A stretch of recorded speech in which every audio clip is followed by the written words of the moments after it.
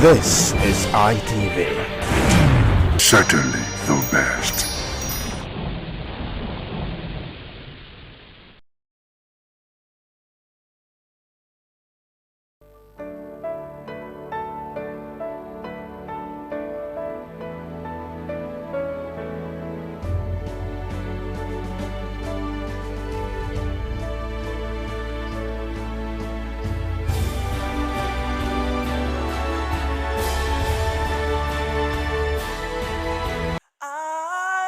ITV, certainly the best.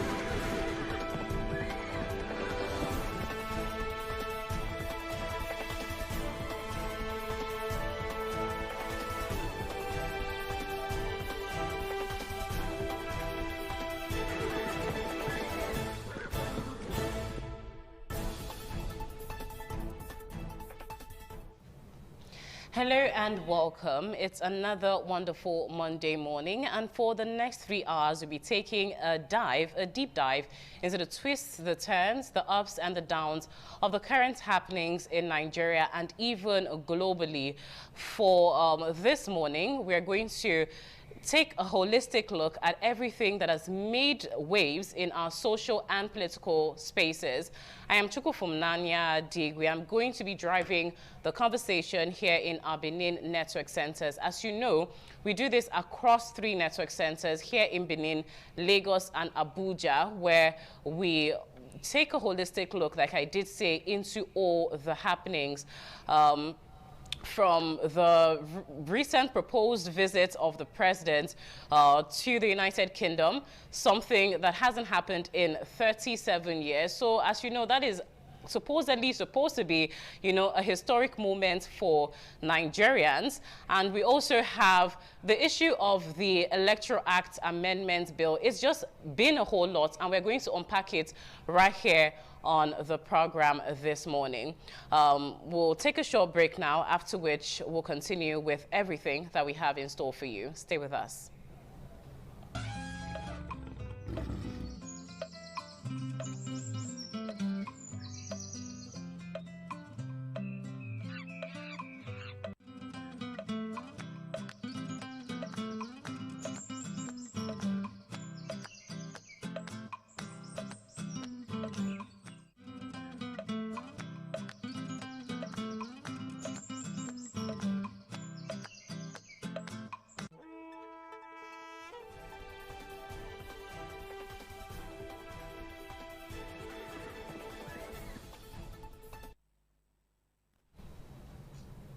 Welcome back. This is still TMI on the ITV network. And as I told you before, we're going to be unpacking everything that matters right here in Nigeria and even will stem globally. We're doing this across 3 network centers, and my colleague in our Abuja network center is actually standing by already to join the conversation.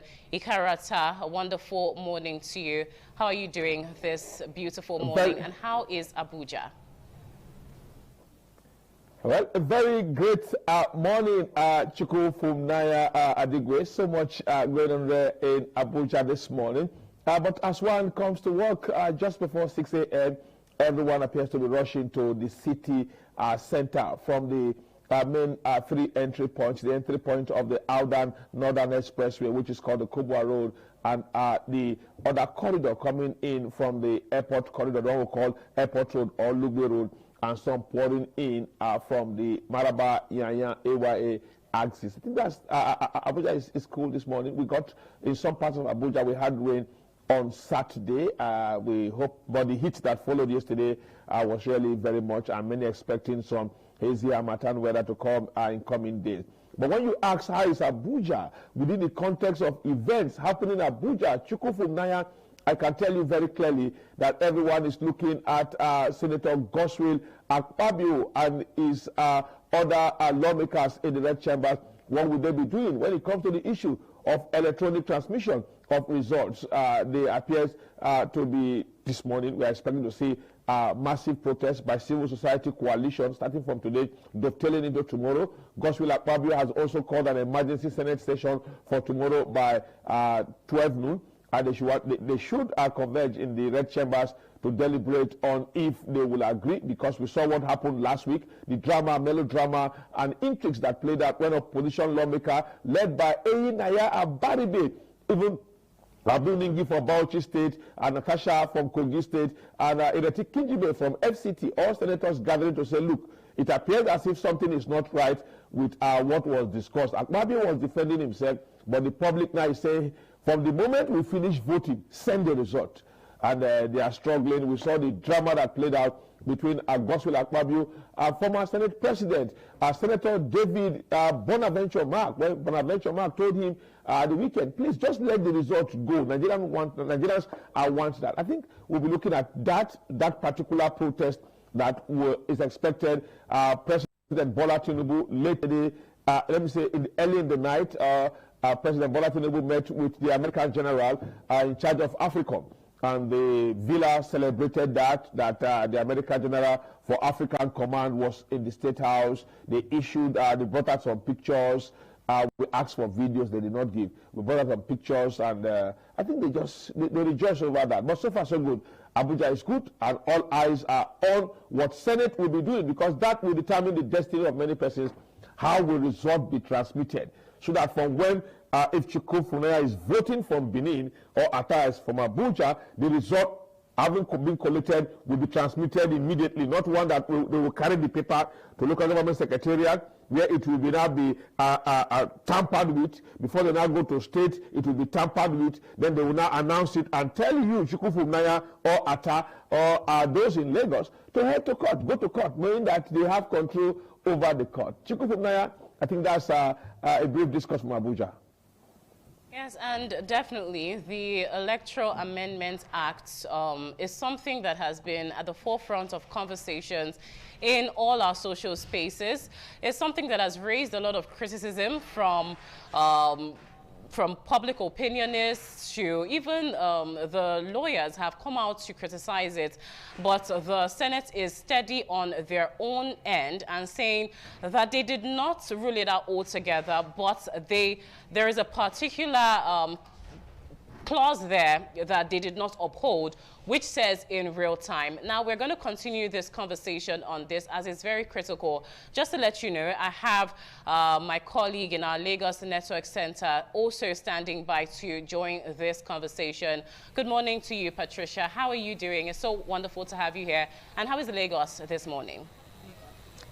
Very well, Ifunanya. Thank you to have you too. Happy New Week, like they say in Nigeria.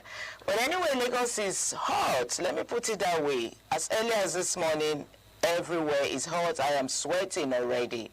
Besides being hot, Lagos is calm, you know, looking forward to 2027 elections. But in the lips of every Nigerian on the street here in Lagos, we are talking about the Electoral Amendment Bill, you know. So we are looking at it critically and wondering why the Senate will not want to, you know, pass that bill. But, you know, very recently we have Akpabio say that no network services in 9 states in Nigeria was the reason why the Senate was looking like scrapping of the Electoral Amendment Bill.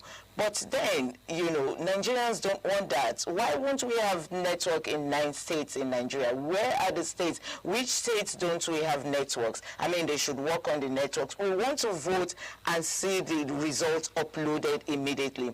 We do not want a situation where the thugs will come and grab the ballot boxes and, you know how it goes in Nigeria. So this is a problem where what Nigerians are saying. They want it to be resolved. They want the Senate President and the Senate sitting to resolve this issue. Just like Atta said in Abuja, David Mark, Natasha, and co. You know, some senators, Abaribe, have said no.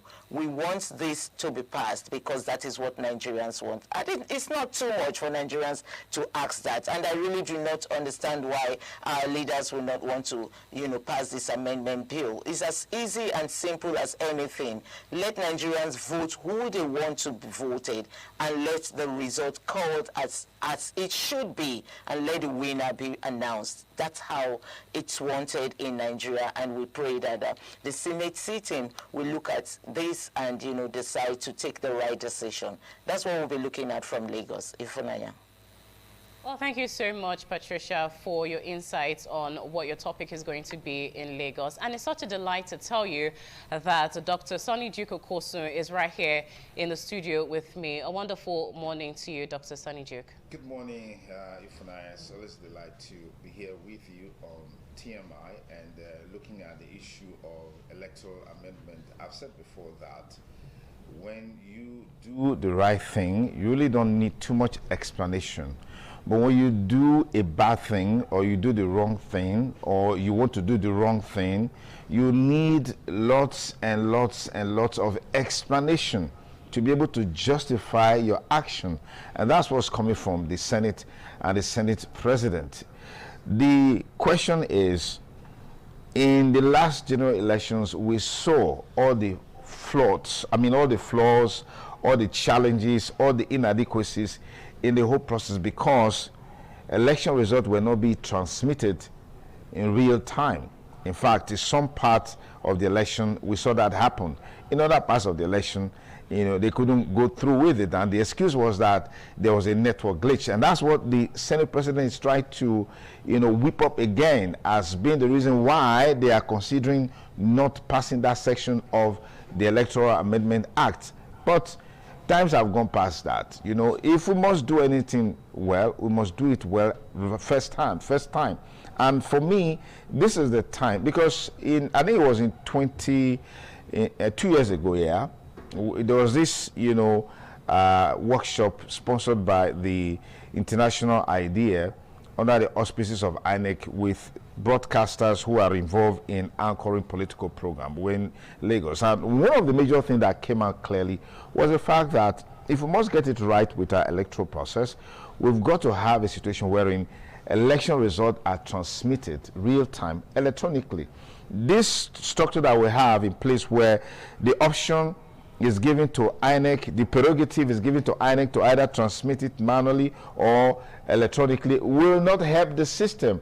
It will always ensure that we have the wrong people in position of authority. It will always ensure that politicians continue to manipulate the process. And you know that evil will prevail when good men sit down and do nothing. When we don't have good people, credible people, people with integrity, people that have the fear of God, people that are really empathetic towards the cause of humanity, you don't have them in leadership position, the people will continue to suffer. And that's what's playing out, you know, across the country and across the nation. Today we're talking about banditry is at its highest peak.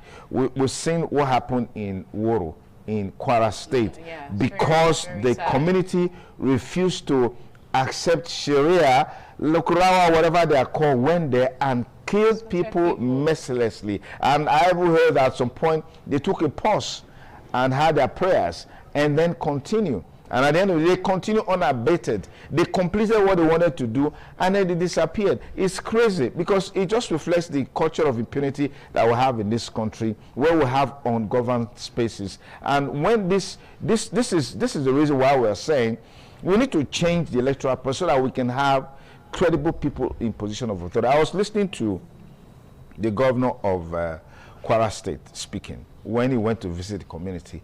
He didn't really hit the nail on the head. You know, he downplayed it by saying, well, there were issues of ideology, blah blah blah, rather than come out openly to condemn those who did it. He was just placating the issue. And now the southern governors came out to condemn what happened there. People are trying to politicize it, make it look like, oh, because there are southern governors, this one happened very close. So this is the mess we are into right now. Definitely is a mess, and we have a lot to unpack this morning on ITV, on the ITV network, from the Electoral Act Amendment Bill that has taken the social spaces by storm. I mean, unionists, the NBA, and everybody is criticizing, or most of the section of Nigerians are actually criticizing and talking about it, to the security situation as talked about by Dr. Sonny Duke, and even the now proposed state visit of the president to the UK. We have a lot to unpack this morning. Meanwhile, though, we'll take a short break, and after which we'll come back with the newspaper review segment. Stay with us.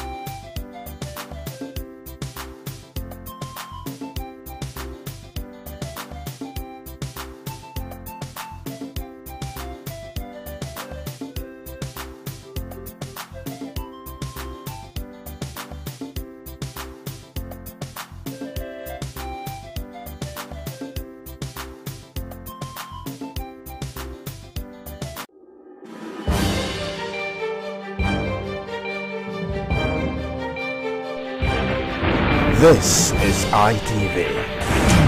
Certainly the best.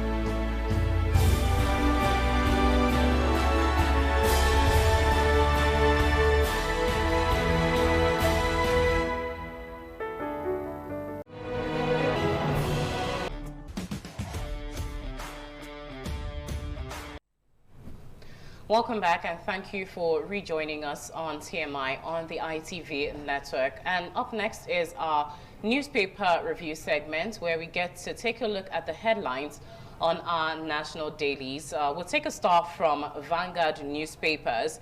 One of the major headlines on Vanguard says manufacturers record 1.8 trillion naira on sold goods as demand slumps. Inventory surge contradicts official claims of economic recovery. It also says there raw materials up 15.4% to 1.5 trillion naira. Nigeria's industrialization efforts weakened, says CPPE CEO. Rising costs, weak demand squeeze firms, and that is said by the CIS president. Also on Vanguard newspaper, a major headline is on the 2027 polls, how 3 southern senators blocked real-time results transmission, says sources. It says Senate bows to pressure to hold emergency sitting tomorrow instead of February 24. NBA worries over delay in Electoral Act amendments, says judicial interpretation key to credible polls. No mandatory e-transmission of results, no election, and that's said by the NLC. Also on Vanguard, another headline there says federal government's oil production data casts doubt over 2 million barrels per day 2026 targets. That's on page 26. Moving on, it says police arrest suspect over death of gospel singer, 3 others in Aja Musical Studio. Also in Vanguard, we have on page 27, Kanu orders cancellation of Monday sit at home. Now, these are the stories on Vanguard newspapers. Hopefully, we'll have our guest reviewer come up later on to talk some more on these stories. Yeah, we're hoping Dr. Dan Harafo, our guest reviewer for today, will join us shortly to give more insight into the top stories on the Vanguard newspaper. But let's go to the Daily Independent newspaper and see what the top stories are on the Daily Independent. And it says, manufacturing sector on path to recovery after years of headwinds. That's on the front page of Daily Independent. NLC threatens mass action over e-transmission of poll results issue. You find that story on page 7. Serap asks CCB to probe senators over Electoral Act amendments, tax reform bills. That story is also on page 6. Pension asset surge boosts part to 185 trillion naira AUM, 50% GDP share. All right. Pouring public funds into moribund refineries, economically indefensible. This is coming from Atiku. You get that story on page 7. All right. More of these stories, you find them on the Daily Independent. And it says, Senate holds emergency plenary tomorrow amid poll results transmission disputes. NLC is breathing on their necks, and so are Nigerians and civil society activists. All right. More of these stories if you get a copy of the Daily Independent. Yeah. All right, moving on to our next point of call this morning from Daily Independent. We have Daily Trust. Now, Daily Trust headlines there on the electoral bill, NLC threatens mass action. Same story. And now another headline there says 30 die, many injured in Kanu Road accident. That's on page 7. Also on Daily Trust, U.S. Nigerian travels dip amidst visa ban entry restrictions. Get to read all about that story on page 23. Moving on, Another headline says, Woro killings expose Nigeria's rural security collapse. And that's said by Benga Hashim. You get to see that story on page 33. In more headlines, Uromi killings, Edo yet to pay compensation 11 months after. That one is on page 7. Also on Daily Trust, IPOB ends sit-at-home in Southeast. Another headline says, reptiles take over FCT Health Center. Another headline on Daily Trust, attacks on police facilities kill 45 officers in 1 year. Now, those are the stories on Daily Trust newspaper. We'll move on now to our next point of call as we wait for our guest reviewer.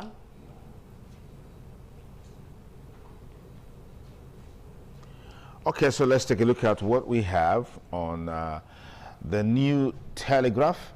It says Senate schedules emergency plenary for tomorrow. And that's understandable. Against the background, some of the pressures coming from Nigerians over the debate on the electronic transmission of election results. All right, so we're seeing a whole lot of pressure coming up, and we want to see how all of these will pan out ultimately against the background of what Nigerians are saying, and hoping that the Senate will do the needful by listening to Nigerians and doing what is expected of them. On the New Telegraph as well, you have CBN clears Bank of Industry to operate non-interest banking. And then 13% derivation.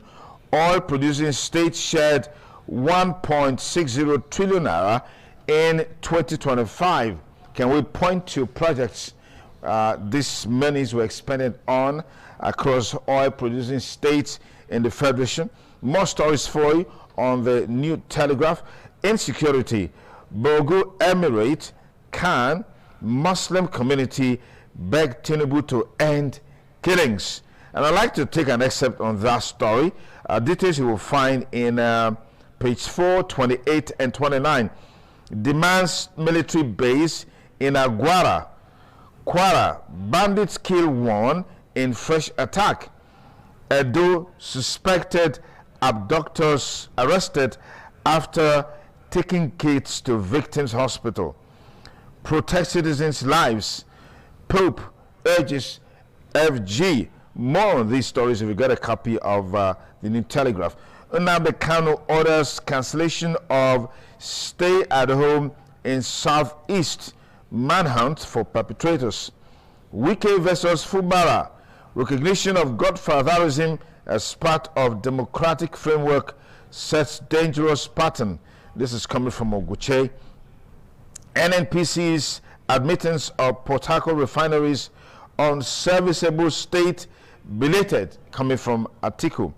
And 2023, why Ojukalu won re-election while Tinubu lost in Abia by Reverend Ubani. More on these stories if you get a copy of the New Telegraph. Now, I'm particularly disturbed by the appeals coming from Bogu and Aguara community, where bandits seems to be having a field day. Yeah, they're having a field day. And the interesting thing is that until and unless maybe the deaths are in monumental proportions, like we've seen in Woro, in Kwara State, we don't tend to see some action being taken by those in authority to see how they can deal with those issues. Now, you can see those people now appealing. Yeah. I do have a story of concern in that particular paper, New Telegraph. Over the news, you keep hearing them say, now it's a recent thing, that the Monday sit-at-home has been ended by Nnamdi Kanu. I don't know what correlation that has, because last we remember it was the governor trying to put an end to the Monday sit-at-home. Now, why is it all over the news that Nnamdi Kanu has been the one to quell, or put an end to the Monday sit-at-home? It's something that I don't understand. Were you the one who ordered a sit-at-home? Okay. Was it the governor who ordered the seat at home in the southeast? The answer is no. It was Nnamdi Kanu who gave that order, and they enforced it through the mass attacks, killings, and all of that. So out of here, maybe out of some sort of sympathy towards the Biafran whatever, people started sitting at home. All right, so by the time the governor came out, after he had some consultations, engagements, and interactions, I was calling the people to come out. The people were still, to a large extent, waiting for the man who gave the order from incarceration to give a counter order before they were respected. So the governor just went ballistic, shut down the market where they were losing close to 8 billion naira on a daily basis, and all of that, which for some people was very undemocratic. It should have been more diplomatic in engaging the market, the traders, for that issue to be dealt with. So if Nnamdi Kanu is now in support of the cancellation of the seat at home, is a big plus to the Southeast, because we have seen that in recent time what that has brought to the South economically in terms of the losses. Yeah. Okay, thank you so much for your disposition on that, Dr. Sonny Duke. And just to tell you, our guest reviewer, the HOD of Mass Communication Department at the University of Benin, Dr. Dan Eheraifo, is actually standing by already to give his own insights on the headlines we've taken so far. A wonderful morning to you this Monday morning, Dr. Dan.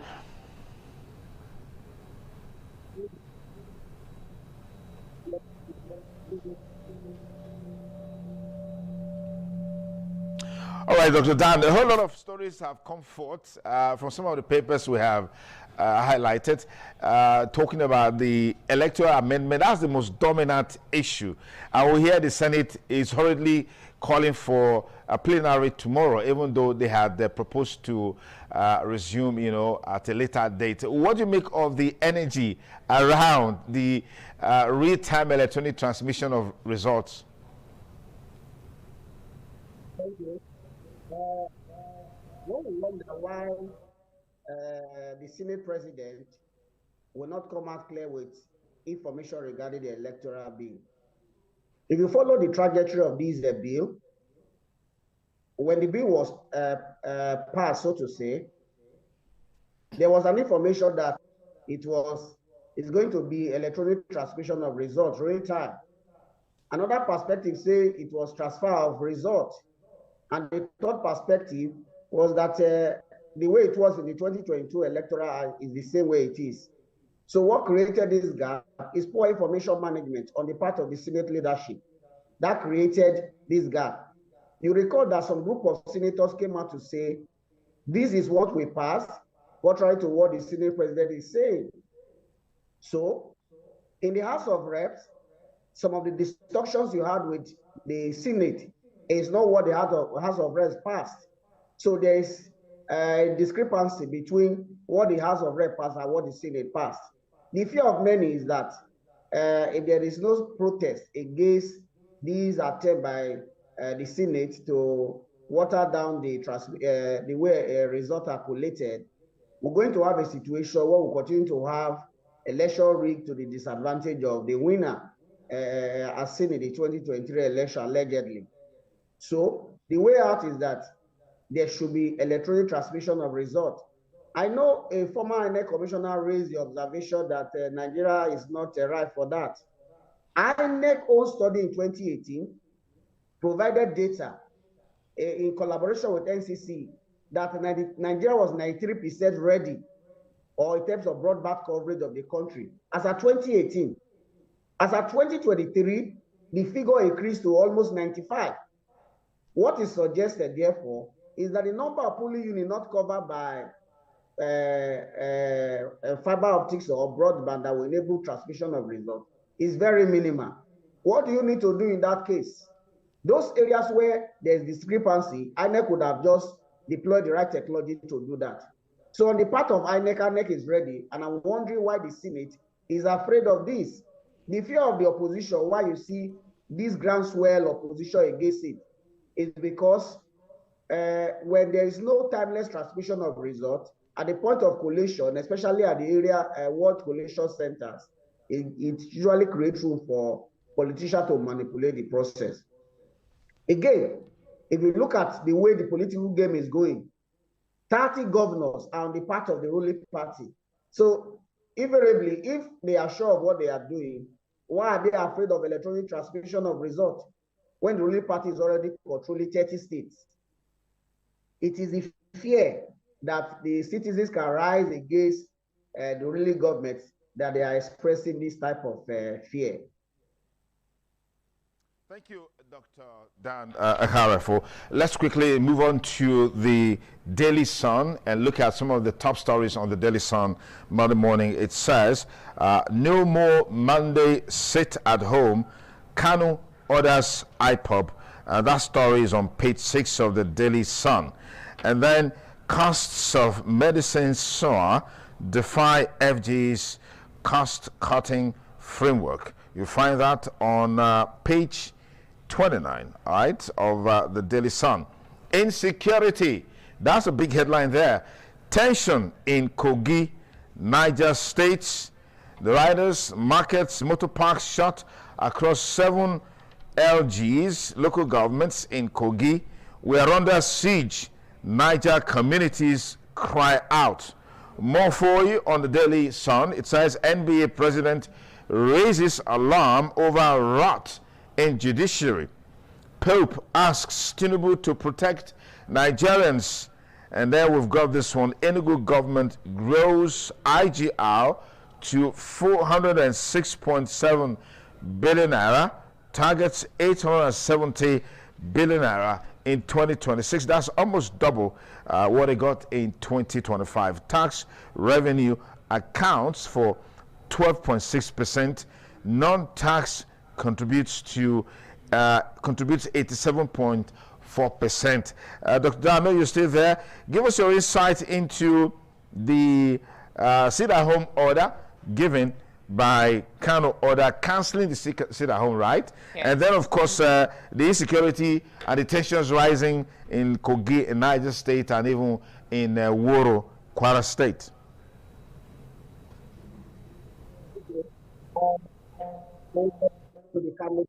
It is both decision to tell his people or his men to stop the violence against his own people.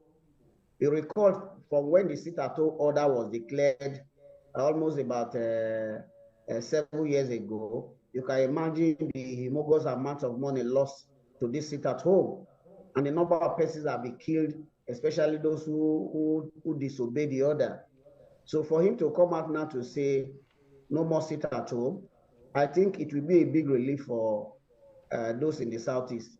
I recall a friend of mine who wanted to travel for an assignment and even went to travel to Cameroon for a conference. The fear of sit-at-home prompted us to travel at least a day ahead. So we incurred additional cost. And that is what is peculiar to many businessmen who travel to the Southeast for business. For him to have taken this decision, I think is a big relief for his own people. And I believe that his fighters will see reason to this. When Soludo tried to use force to implement this, he realized that his action hit a brick wall. And the only way out of it for him to negotiate with Nnamdi Kanu to say, we cannot continue like this. So for Nnamdi Kanu to have done this, his people should commend him for that. And I believe that the much talk about insecurity in the Southeast will reduce to a considerable level since there is no longer implementation of sit-at-home. For the issue in Kogi and Kwara State and Niger State, I would expect the military authorities and even the intelligence agency, with the amount of action the military authorities have taken against the bandits in Zamfara, Kaduna, and all those other states, the necessary action the bandits will take is to move down south. One would have thought that greater intelligence measure will be taken to stop some of these guys from coming down south. Gradually, they have moved to Kogi. From your headline, 7 local governments. You saw what happened in Kwara and what has been happening in Niger State. Sometimes I feel those in the military authorities do not really want this issue to end because of the gains attached. They will tell you kinetic warfare is always difficult to manage. But our simple knowledge of security if we collaborate with communities, allow state police, it would have stopped some of these things long ago. But it appears that politicians are afraid and we keep killing our citizens. We allow our citizens to die helplessly because of our own political agenda or perceived benefit. It's sad. So the government needs to take the right action by ensuring that there is serious surveillance in those other states where these bandits have not been able to have an edge. There is a need for serious collaboration with local communities if we must stop the trend. The issue about, go ahead. All right, thank you so much, Dr. Dan, for your insights on that story. Let's move on to our next national daily, which happens to be The Guardian. Let's look at some untouched headlines in that particular paper. And one says, Treasury bills see over 400% demand hike as manufacturers face credit squeeze. And that story is on page 6. Another story there says, Pope mourns victims of attacks in Nigeria, urges government to protect citizens. Still on the security situation, and it's on page 3.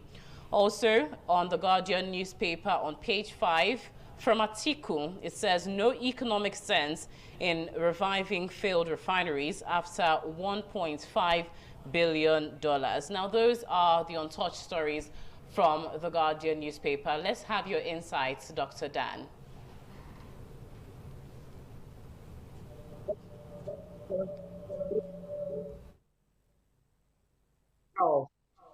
Of the income of the average Nigerian cannot buy anything in the market, really.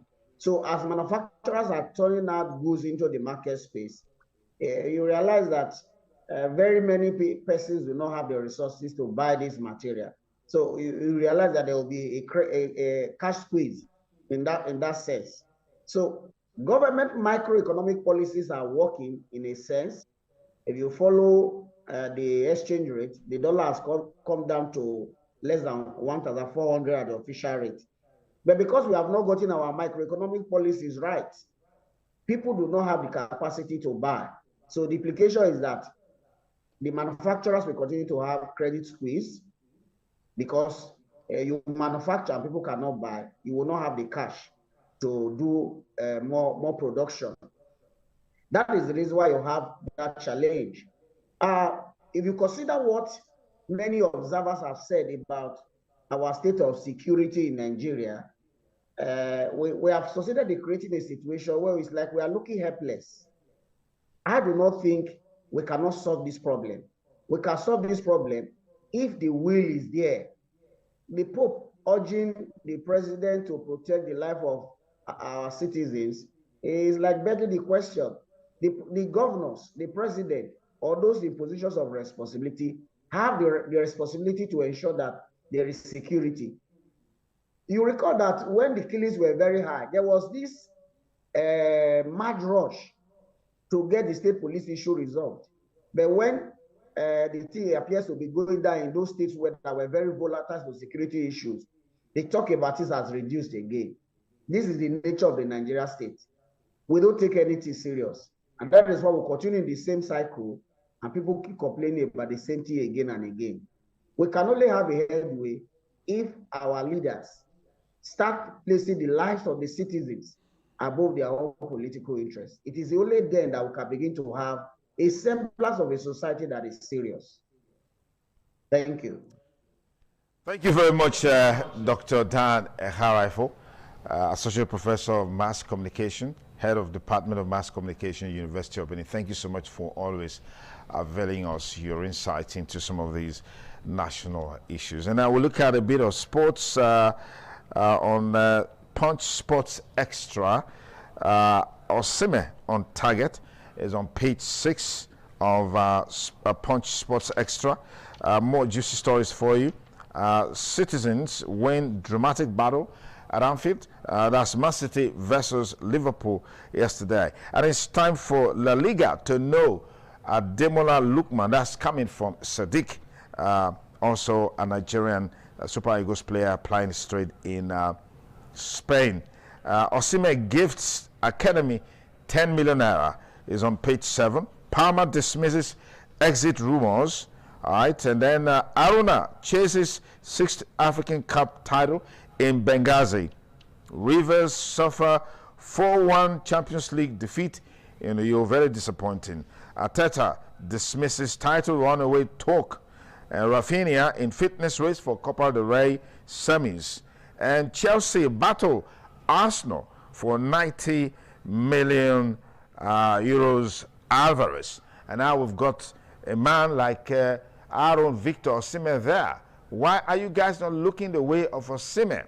Osimhen can even do better than Alvarez. But, you know, a whole lot to talk about in those, as far as those issues are concerned. Well, that's much for you on the sports segment. I'm sure Dr. Dan has left us on this segment of the show. Well, I just want to thank you for staying with us on the newspaper headlines. When we return after this break, we'll have our guests on the show as we look at a wide range of issues bedeviling the nation. Stay with us. Dr. Bishop Akhalame, the new IPAC chairman at the state, is in the house and will be joining us shortly. Don't go away.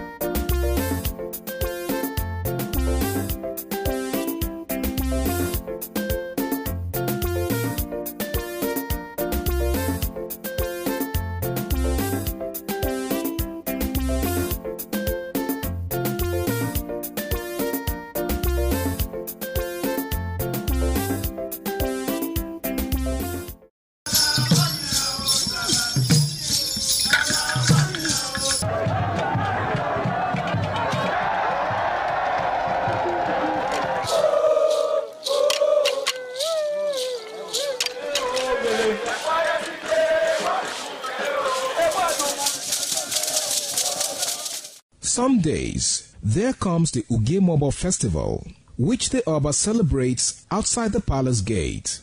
A pavilion is built of red cloth where rites are performed to drive away all evil spirits still unsatisfied by the year's sacrifices. The Ugemobo Festival is to commemorate an event in Benin history which dates back to 1504 AD.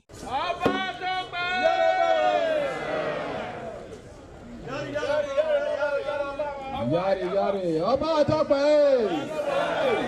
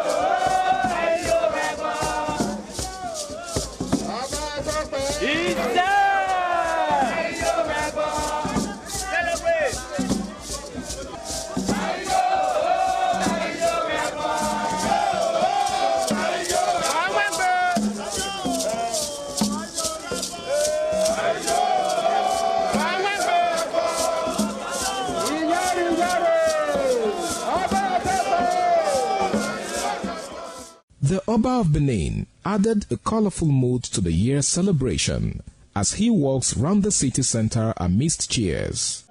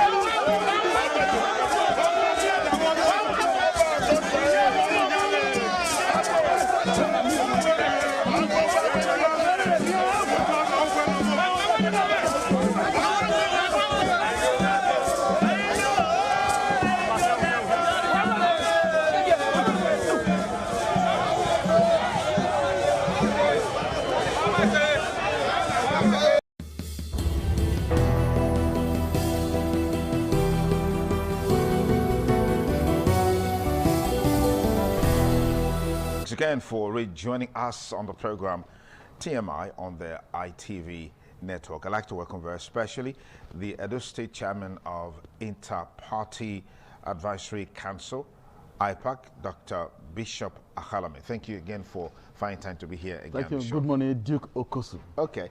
We also have a veteran journalist, Edovia Festus Okosun, joining us virtually from Lagos. I'm sure we'll be able to sort that in just a moment. But let's get the conversation on course. Let's begin with the raging storm right now. You have been in politics for such a long time. Serial contestants, as some would say, in governorship as far as the state is concerned. Give me your take on this whole controversy and debate on electronic transmission of election results real time. Dr. Akhalame. Thank you very much, Sonny Duke Okosu, my very good friend. You see, the identity of Dr. Akhalame has changed. As the state chairman of the Edo State Party Advisory Council, my role is not to attack individuals, not to attack institutions, but to strengthen our democratic process. Okay. Now, this settle around what we are discussing today. You see, it is not far from the truth that the people have trust in technology, that through technology they can have credible elections. But I can also say that the Senate as an institution, they have the right to the right to their position, or whether the electronic transmission of a result should be or not.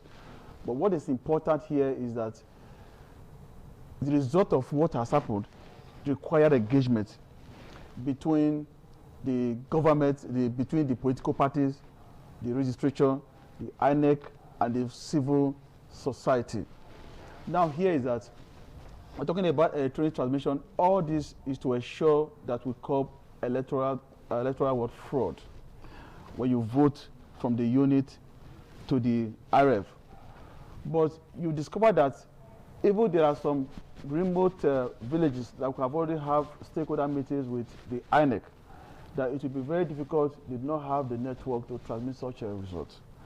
But what is important is that what this have been the provision of this has been approved by the registration, that will not give confidence to the public about the electoral process, that our vote will count, that what transpires in the unit is what is the result we are going to see in the IRF.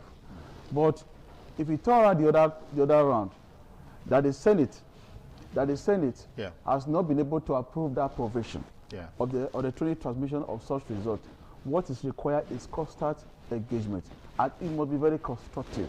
Okay. Because even when they have taken that decision, they must have to come to the public interest and the best international standard. Okay, I'll come back to you, Dr. Bishop Akhalame, because some of the perspectives shared now for some people, they are very political. And you said this is the result of the new office that you occupy. Is this office for the people, or it's anti the people? Is this office for people-oriented policies or not? We'll find out in just a moment. Let me get my guest on board. Edovia Festus Okosun is a journalist, a writer, and a businessman, and is joining us virtually from Lagos. Thank you so much for joining us. What does this portend for 2027 and our electoral process? Because this has been an ongoing issue, and we've had discussions, conversations, engagement on it, and the consensus of opinion is that if we go the way of real-time electronic transmission of results, we'll take away some of all these shenanigans that we have in the electoral process. What are your thoughts? Good morning, all. It's very obvious that we don't seem to move away from this old way of doing our things in this country. First, we are long overdue for this amendment law, that is e-transmission. We cannot continue like this in the country. We have to move forward. You see, the problem with us here is this. We are always looking at our personal interests, where the politicians. let's say some of the politicians, we cannot say the whole politicians are bad or they are not sincere. We keep deceiving ourselves with these issues. First, why must it remain like this? Is started from Buhari's government, and we are still on this same issue up to this time. The National Assembly just seem to, they prefer having that to be, how do I put it, to dwell on this old method of our lives. We must still remain like this. How do we get here? How can't we get out of this kind of issues here and there? We cannot even do the right thing at any time. All we are after is our personal interest. We must stop this. If we go on with this transmission of result, we have a better result. The general public will accept the result. There will be no need wasting money, those who have lost election, wasting money in court cases. These are the issues we should look at. The National Assembly, some of the politicians should also look at this point, that when we have a credible election accepted by all, we will not have these challenges. So these are the things, my brother. Thank you. Thank you, Festus. I'll come back to you in just a moment. Dr. Halame, you said specifically that the Senate has a right as an institution to do what it pleases so long as it helps to deepen democracy.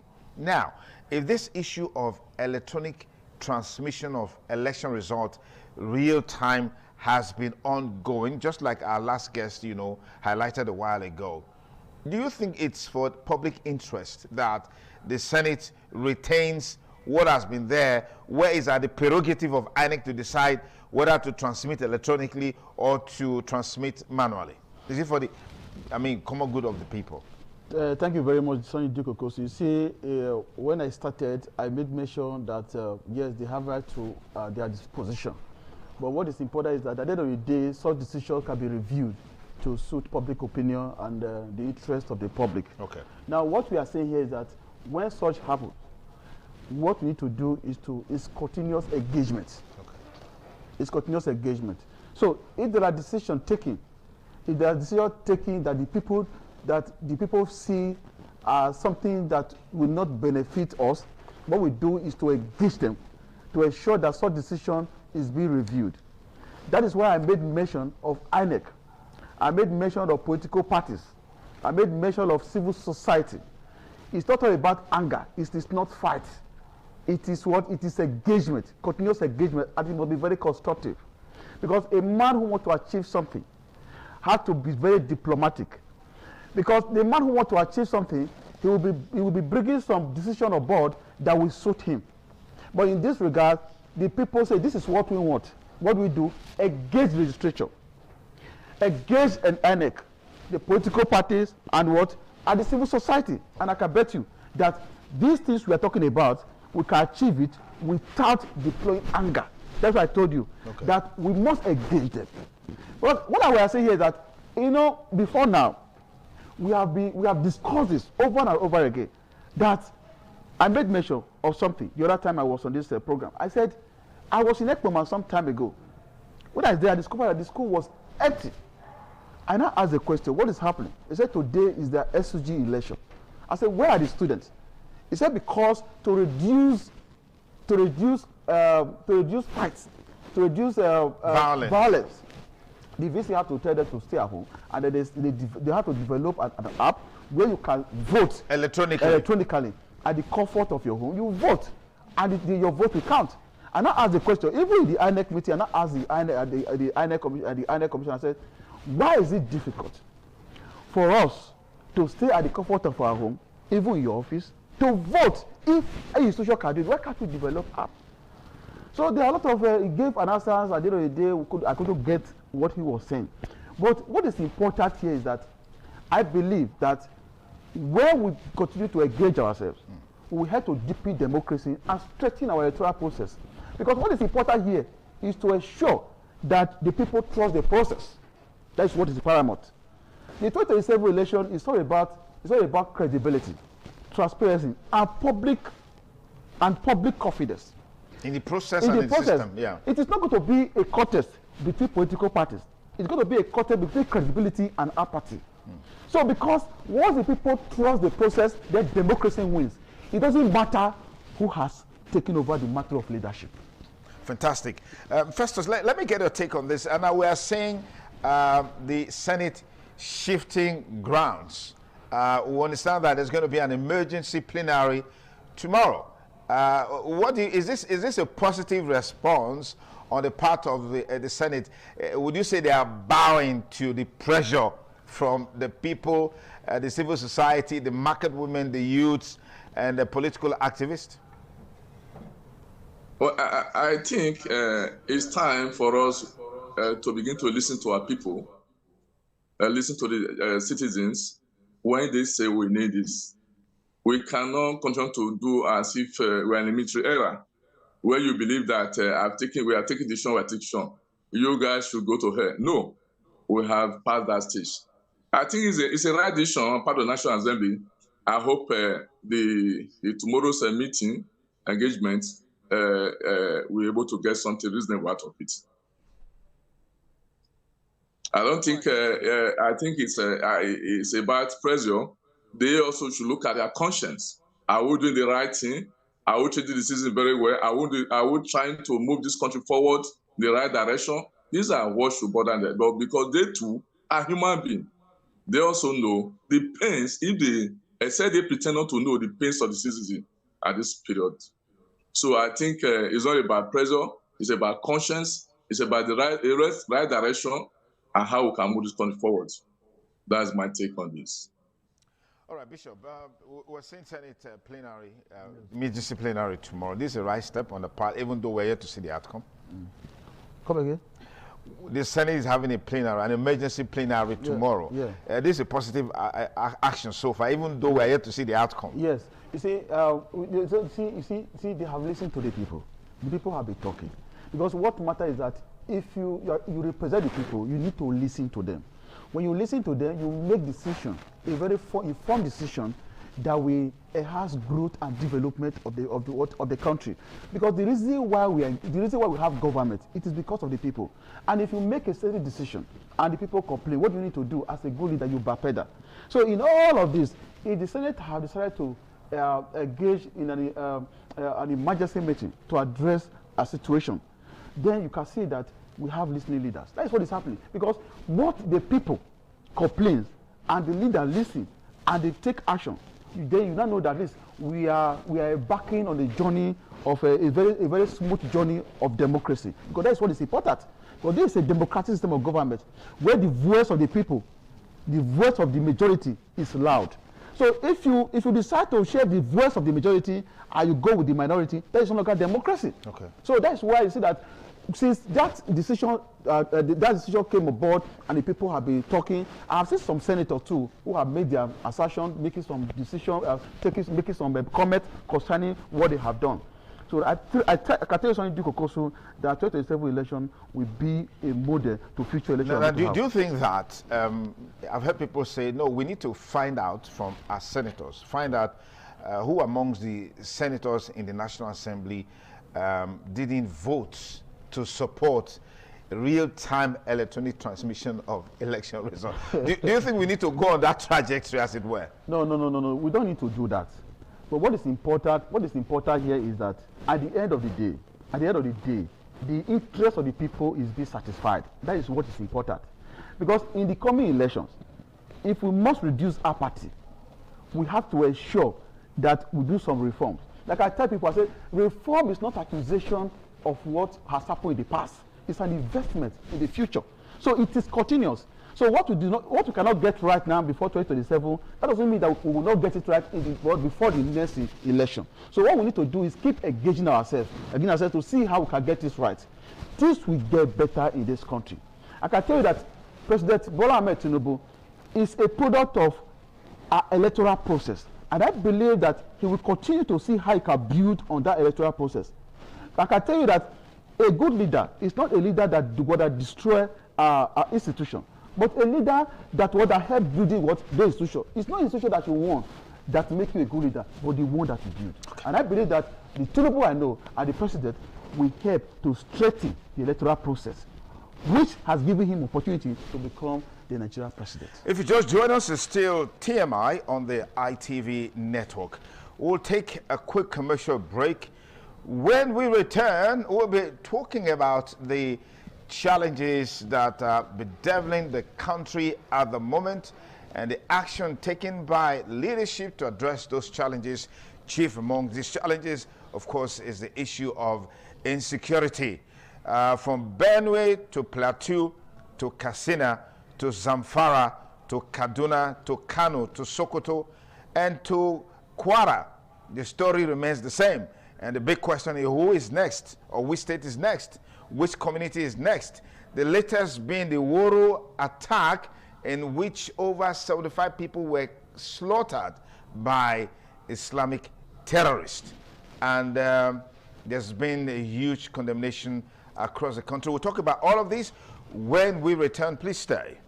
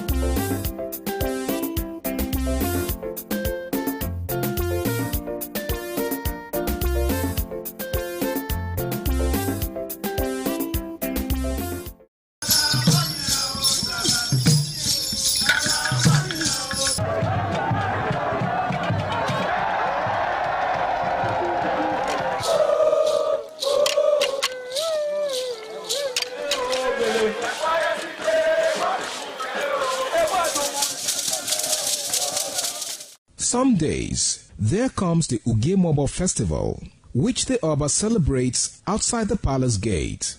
A pavilion is built of red cloth where rites are performed.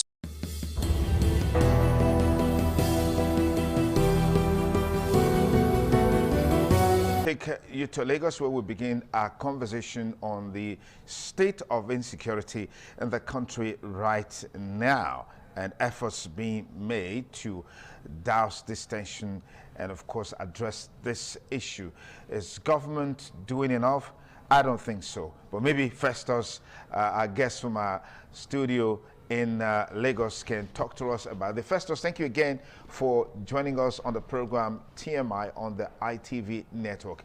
The challenge, the menace of insecurity has been ongoing for as far as I can remember. But just when you think that the issue is coming down, particularly with the U.S. strike in Sokoto State, and then we saw what has happened in Woro, and of course other states, other communities, particularly in Niger State, are begging and appealing to the government of the day to come to their rescue. Is it always like we want to wait and see a situation wherein the numbers are large, the number of killings, the number of people slaughtered, there are so many before we take action? What do you make of this trend, and how do you think this will be a major talking point in the build-up to 2027 election? It's quite unfortunate. The killings is becoming something else. By the time you feel that maybe we are getting out of these challenges of insecurity in Nigeria, from nowhere you see that it will be becoming something else. I think with the U.S. strikes, that was last December, we thought that could bring a kind of relief for the people of this country. Unfortunately, it's not working. But I think the U.S. military needs some time to also study the environment to see how best they can handle the situation for us. I think we did not start early. The government did not start early. They felt they could handle it on their own by the Nigerian ministry. But I think they are trying. They have done so far. But the fact remains that, for instance, the one that happened in Kwara State, they said for 10 hours, these guys operated for 10 hours. For many hours, for hours, they did not see the ministry to come to their rescue. This is quite unfortunate. And we cannot really continue like this. I say, one again, the first we should look at sincerity. If we are not sincere, there is no way we can get this done. The problem with us is that everything is politics in this country. We want to benefit, even if people are dying. That's what pays me most. Money making. If you are somebody that's taking care of those areas now, they want to make money out of it. They want to play politics with it. For the 2027 election, I think this might affect them. We don't know what's going to happen eventually. This might affect the election of 2027 election, next year election. But I must have to go back to this insecurity in Nigeria. It started some time ago. We'll be trying to see how we can resolve, the government can resolve it. But each time they want to do this, one or two things will come in. Like I said earlier on, insincerity, the problem with this whole thing. Some will tell you that, after all, everything is business. Some will tell you that, let's try and see how much can be from this whole thing. But that has been the problem of this country, right from when the country became Nigeria. We have never been sincere with ourselves. Number one, we want to make money from every angle, whether it's genuine or not genuine. These are the problem of this country. Now, let's even ask this question. Are we actually, the fund, as the fund actually getting to the ministry, is this fund actually being utilized for the purpose? These are the questions we should ask ourselves. We should be sincere in all we do. That's the only way we can move this country forward. All right, thank you very much. I'll come back to you in just a moment before we conclude. Dr. Kalame, yes. We're here now. The insecurity issue, of course, didn't start with this present administration. And there were a lot of talks when the late President Muhammadu Buhari was in the saddle. Oh, because he's a Fulani man, he's a Muslim, there's this sort of sympathetic disposition of his government towards these people and all of that. A new man has been in the saddle for maybe close to 2 years now, but this has not, has not simmered down. We're seeing an escalation, we're seeing in a different dimension. But one major issue that came out recently was the allegation of genocidal attacks against Christians. We also saw the president's wife was in the U.S. recently, and she even got a commendation from President Donald Trump. Some say it was part of the strategy to go there and try to create different narratives about the genocide against Christians in Nigeria, but it actually fell on its face. But we're here with this insecurity problem, and we're getting closer to 2027. What is the fate of this community, of the country, in all of this? Thank you. You know, in Nigeria, we politicize everything. Everything is politics. But I must say that with what I've seen so far in this country, it is not only Christians that are being killed, even Muslims. You see what is happening in the north. So what we need to do is to have proactive leaders who are ready to secure this country. But even when we are looking for proactive leaders to see how they can secure this country, one thing we need to think about is the people. We have to talk to ourselves. Our effort in combating security in Nigeria is not just to do with the leaders alone. It is all of us. Sonny Diokokosu, you are aware today that if you are traveling to any part of the country, if you cannot afford the price of flights, you find it difficult to go. So if you have a business you want to go and do in Abuja, and you're after calculating all the profits you are going to come out from that business, and it's called that you cannot take care of your cost of flight, you have to remain in Benin. And that has affected our GDP. We may not know. In the future, we may know this. Nigerians are so desperate to making money. I want to take attention, I'm coming there, I want to take attention from the killing alone in the north and come back to the kidnapping that is happening everywhere. Because that is a major concern to me right now. Because now, a man that has never seen 10 million naira in his own existence will be kidnapped or be asked to go and bring 15 million. Then we'll go back home, the house is built, maybe those days with all kind of efforts. He will sell it, borrow money, he will pay in perpetual debt just to secure his own freedom. That is where we have got it to. Sometimes I don't blame the government. Today you are here working. Some of our youth do not just want to work. They need a sudden breakthrough. They want to have the millions. They want to make money now. I want to be a millionaire at the age of 16, a millionaire at the age of 21. They have negated the principle and the principle of accumulation, the law of accumulation.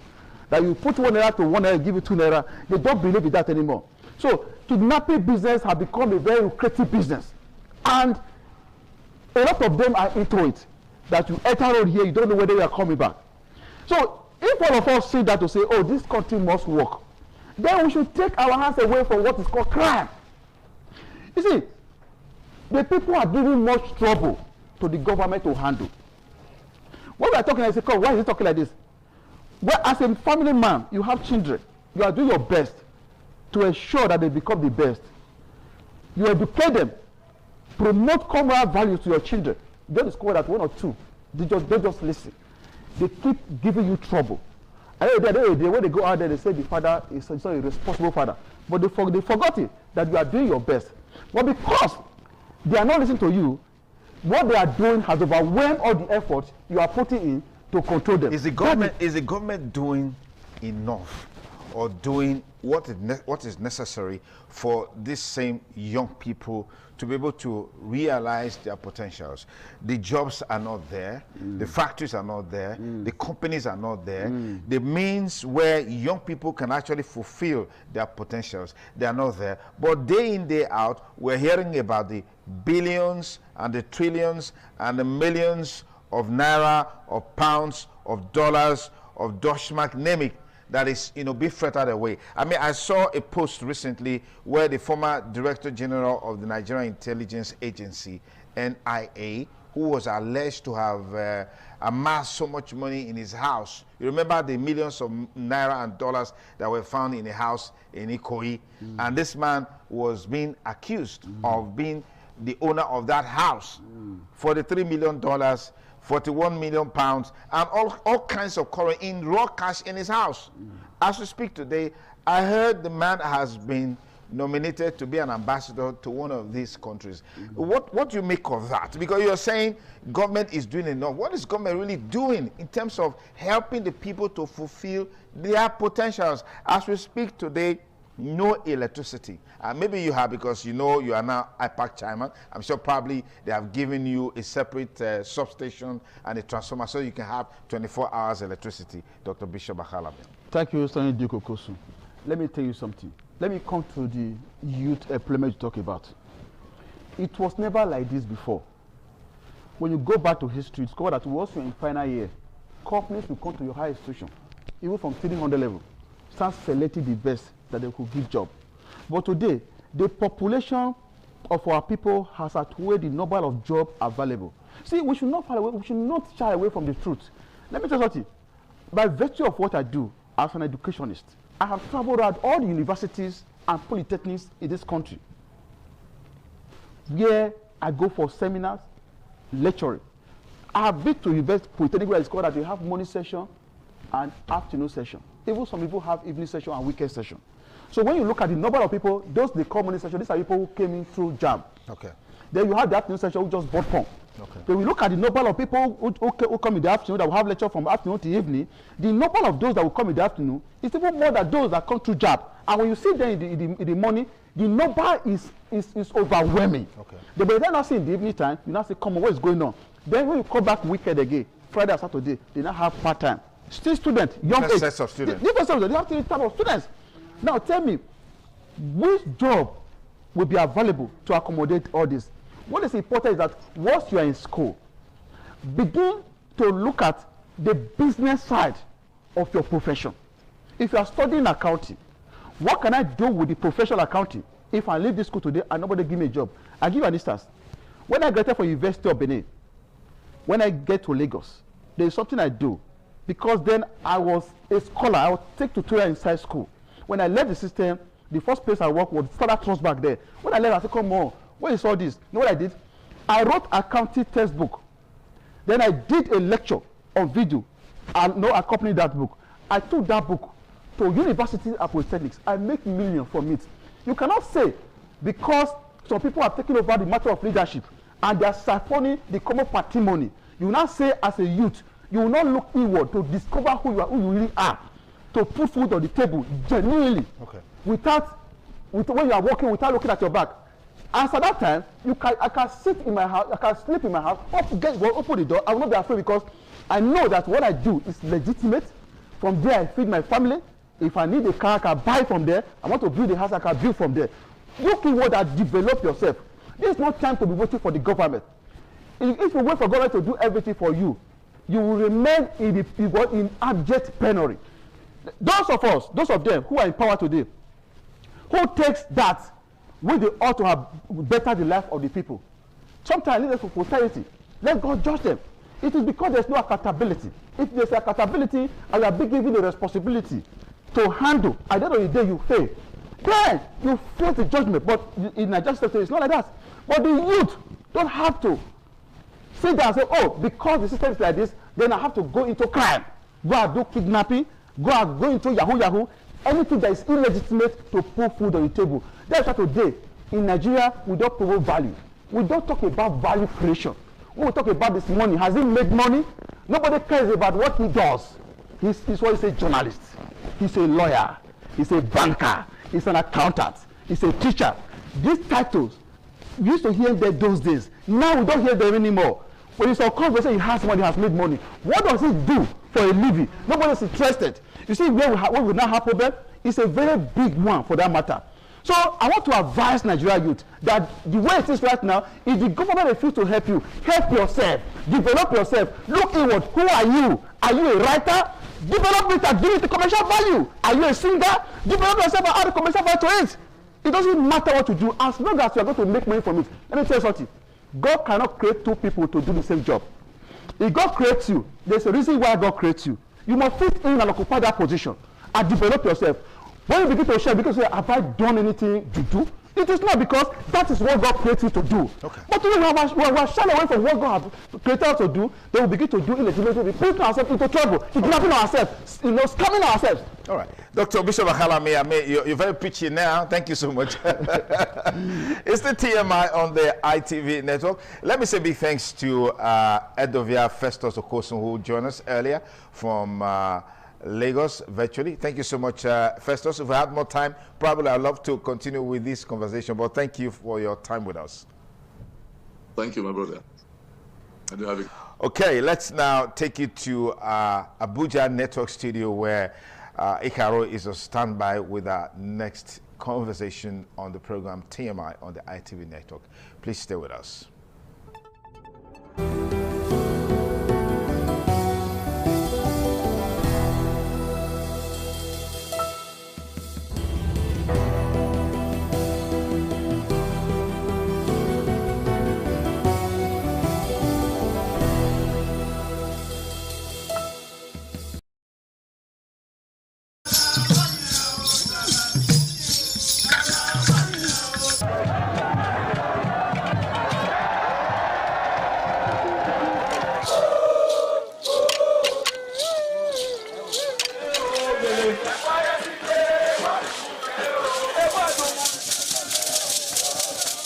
Some days, there comes the Ugemobo Festival, which the Oba celebrates outside the palace gate.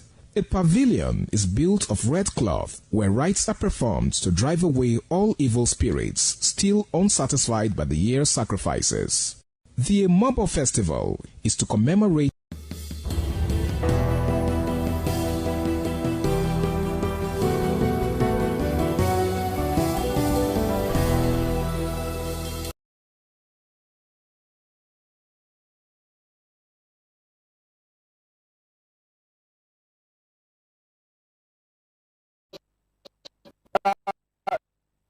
Dr. Sonny Duke Okosu.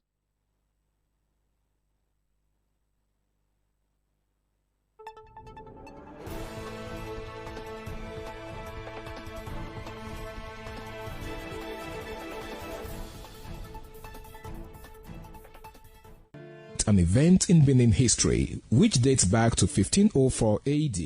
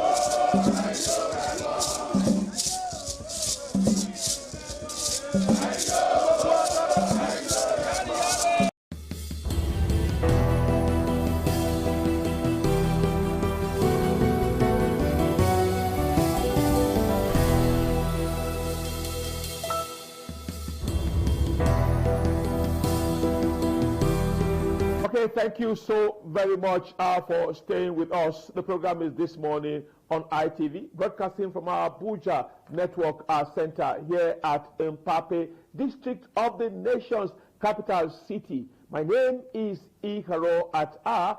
Dr. Sonny Duke Okosu was discussing. And when you discuss on state of the nation, you know certainly that there is much to talk about. Yeah, Nigeria is waking up to be discussing electoral matters, but we should not forget that many of our kinds were slaughtered in Kwara State. And even in the mix of that, while we were lamenting that massacre that took place in Kwara State, we got another one on Sunday when one person was also killed. That is still fresh in our mind, and Nigerians are waking up again to ask the question, why can't we transmit results? What's the problem doing that real time? We ask our aides as parliamentarians to send us text messages, and they send those messages real time. We ask our secretaries to quickly send us memos, and they send those memos either for vetting or for signing or for whatever. They send them in real time. How come now we're talking about election results, and the question is we can't get those results transmitted real time? What's the problem? Some of the argument is there are areas where we don't have network. 9 states have network challenges in some areas. Can we, because of those 9 states, ignore the other, or should we go ahead, work with 27 states, even those 9 states, work with their metropolis where we got these networks already, and find how we can manage what happens in some of the suburbs? These are big questions. Many persons are asking the Senate. Why trouble yourself? Why can't we just bend and do the right thing? Yesterday, at the weekend, we saw former Senate President David Bonaventure Mark coming forward to tell Godswill Akpabio, the incumbent senator, that please just put that in the law. But you sat there for 8 good years. You never knew that it was apt for us to actually transmit results. All the drama, all the melodrama and everything went on. But today, you appear to be more of an activist, telling Akpabio, do the right thing. And we just hope that Godswill Akpabio will not also sit tomorrow when he is out to start to tell the next Senate President, please do the right thing. Nigerians are eagerly waiting. We got the FCT Area Council election coming on board, and many persons are talking about that here in the FCT. Not so much of campaign. Not so much of campaign. The PDP appears to be like a political party in intensive care unit. It will survive or it will die is a question that many are discussing. The Labour Party have been in and out of court severally. The new baby in the block, the ADC, appears to also got one or two litigations here and there. So much mixed controversy. The only party standing now is the APC. And most of the PDP incumbent chairmen have moved into the APC where they got tickets to run. So at this time, we want to start our conversation. We are waiting for our guests to come, but if not, then we can start by discussing with Comrade Gerard Kachi. Let's know his thoughts and on what is on the FCT election, as well as the issues surrounding the transmission of results. But we'll start with the area council election to get his thought on those ones. After getting his thought, then we must always ask about the Senate. And hello, Comrade Gerard Kachi. Very wonderful morning. Yes, a very good morning to you. Thank you for having me. Okay, quickly, let's get your thought on. Let's start with the Abuja area council election. Although many persons want to hear about the issue of the Senate, the Electoral Act Amendment Bill, tomorrow's emergency sitting, today's multi-sectoral protest, and all of that. But let's look at the FCT area council election. Are you not worried that we are not seeing so much of political activities, even with the election bill for this month? You know, the template or the module or the zeal with regards to preparing for election is already being derailed or delayed by the body language act or on act of the National Assembly. As of today, faith, confidence that people who, especially when it comes to having enthusiasm with regards to selecting who will lead them at the grassroots level, it has been eroded by action and inactions of the ruling class, especially those who are supposed to make the laws that will, improve transparency, integrity of our elections. Again, you look at issue of disenfranchisement that we are currently facing in regards to the FCT upcoming area council election. We are issues, have really affected participants. Take, for example, Labour is not having any candidate out of over 62 wards in FCT and the 6th area council. They don't have any candidate due to supremacy battle with regards to leadership of the party. And again, that thing is about to hit the PDP, where they may also be excluded if care is not taken, because of litigations of leadership here and there. And of course, even the most organized party in Nigeria today, which is APC, is also having their own internal rancor. We are even those who disagree with regards to primaries they conducted are still in court. So it appears like, so in most cases, people that would have, pushed the enthusiasm are not much in the field, and again, with the grab, snatch, and run mentality we have in our political system, is really making people to lose interest with regards to what is going on. Even those that are supposed to push for political orientation or voter education, are struggling to do. Like my organization, we have been to different markets pushing to trying to encourage people to, exercise their civic rights. But then we have struggled with it because each time you go out,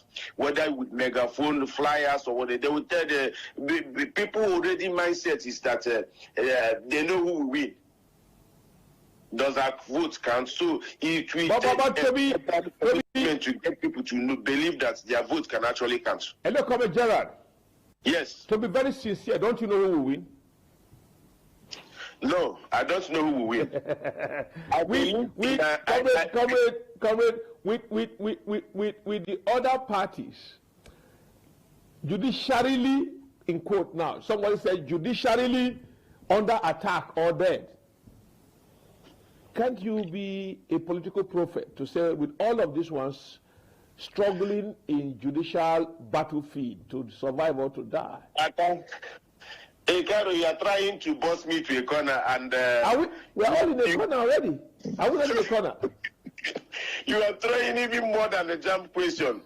Honestly speaking, if you look at antecedents, apart from deliberate and willful sabotage of 2023 general election by electoral umpire, citing technical glitch, which person like me, my organization, do not believe that, because that same day that election was conducted, National Assembly election was conducted at the both Federal House of Representatives and the Senate, as well as the President. So it means that 3 elections were conducted, and at the same polling unit, the same point, results were transferred in real time. All the National Assembly results, and we saw how it staggered. Lower parties that you want the least expect to make it to the National Assembly actually made it to the National Assembly. You understand? Yeah. Even though that over 70% of them have defected to the ruling party. Whether they were coerced or influenced, we don't know about that. But then we saw the outcome of the election. And that would have continued. If possibly that even President Bola Ahmed Tinubu would have won that election. But that integrity, that credibility, that was, tainted with what kind of language that is not too good to hear, technical glitch. And it was even announced in the middle of the night when others, everybody must have gone to sleep. People try to react, you ask them to go to court if they are not happy. These things put credibility, integrity to that election that make people begin to look at it. It's not the reality on ground. But to a large extent, INEC did their best, even though that they didn't follow their own. No, comrade, you're taking me. Let's a little look at the FCT. When we are done with the FCT, we'll look at, I'll ask you about the issue of the Electoral Act Amendment Bill. Let's look at the FCT. Now, with the state we are in, the FCT, can we say that INEC is prepared to conduct a free, fair, and mock election last Saturday? And that mock election is to test run, testing the microphone, trying to find out if the material they will be deploying is set, like the beavers and what have you. So I think INEC is set, and over the years, elections conducted in FCT, organized by INEC, have shown that they really try with regards to credibility, integrity of the outcome. Take, for example, it was here in FCT that the election was conducted, and we saw the likes of Apoga winning in Kwakwalada. You see the parties that you least expect to win elections, they are winning elections. And come 21st February, I will not say anything different. Different parties will win from different, the result that will come out will reflect the will of the people. Okay, let's look back. From now to that period, are we hoping to see any system? Hello? 1 minute. Go ahead. My organization will be observing them as well, because we are accredited domestic observer in that election. So, of course, we'll be giving you guys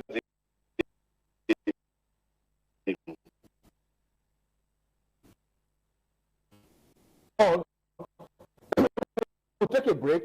When we come back from the break, I will be asking you your turn. All right.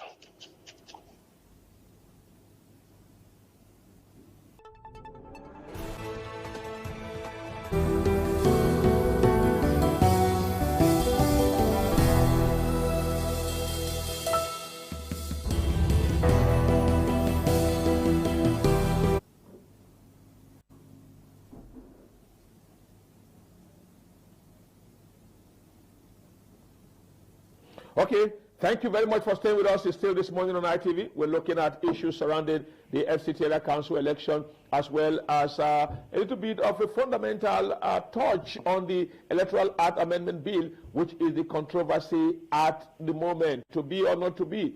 Godswill Akpabio on the hotspot. Right activists are already taking over, are going to be storming the streets of Abuja today to protest that we want result transmitted return. We've been discussing with Comrade Gerard Kachi, and he's been giving us his thought and saying that he will be monitoring the area council election, and saying that for now, ready, and being careful to answer some questions that will touch on conclusivity of yet to be conducted election. Yeah, comrade, let's now take your thought on what you think about the controversy at the moment, transmission of results.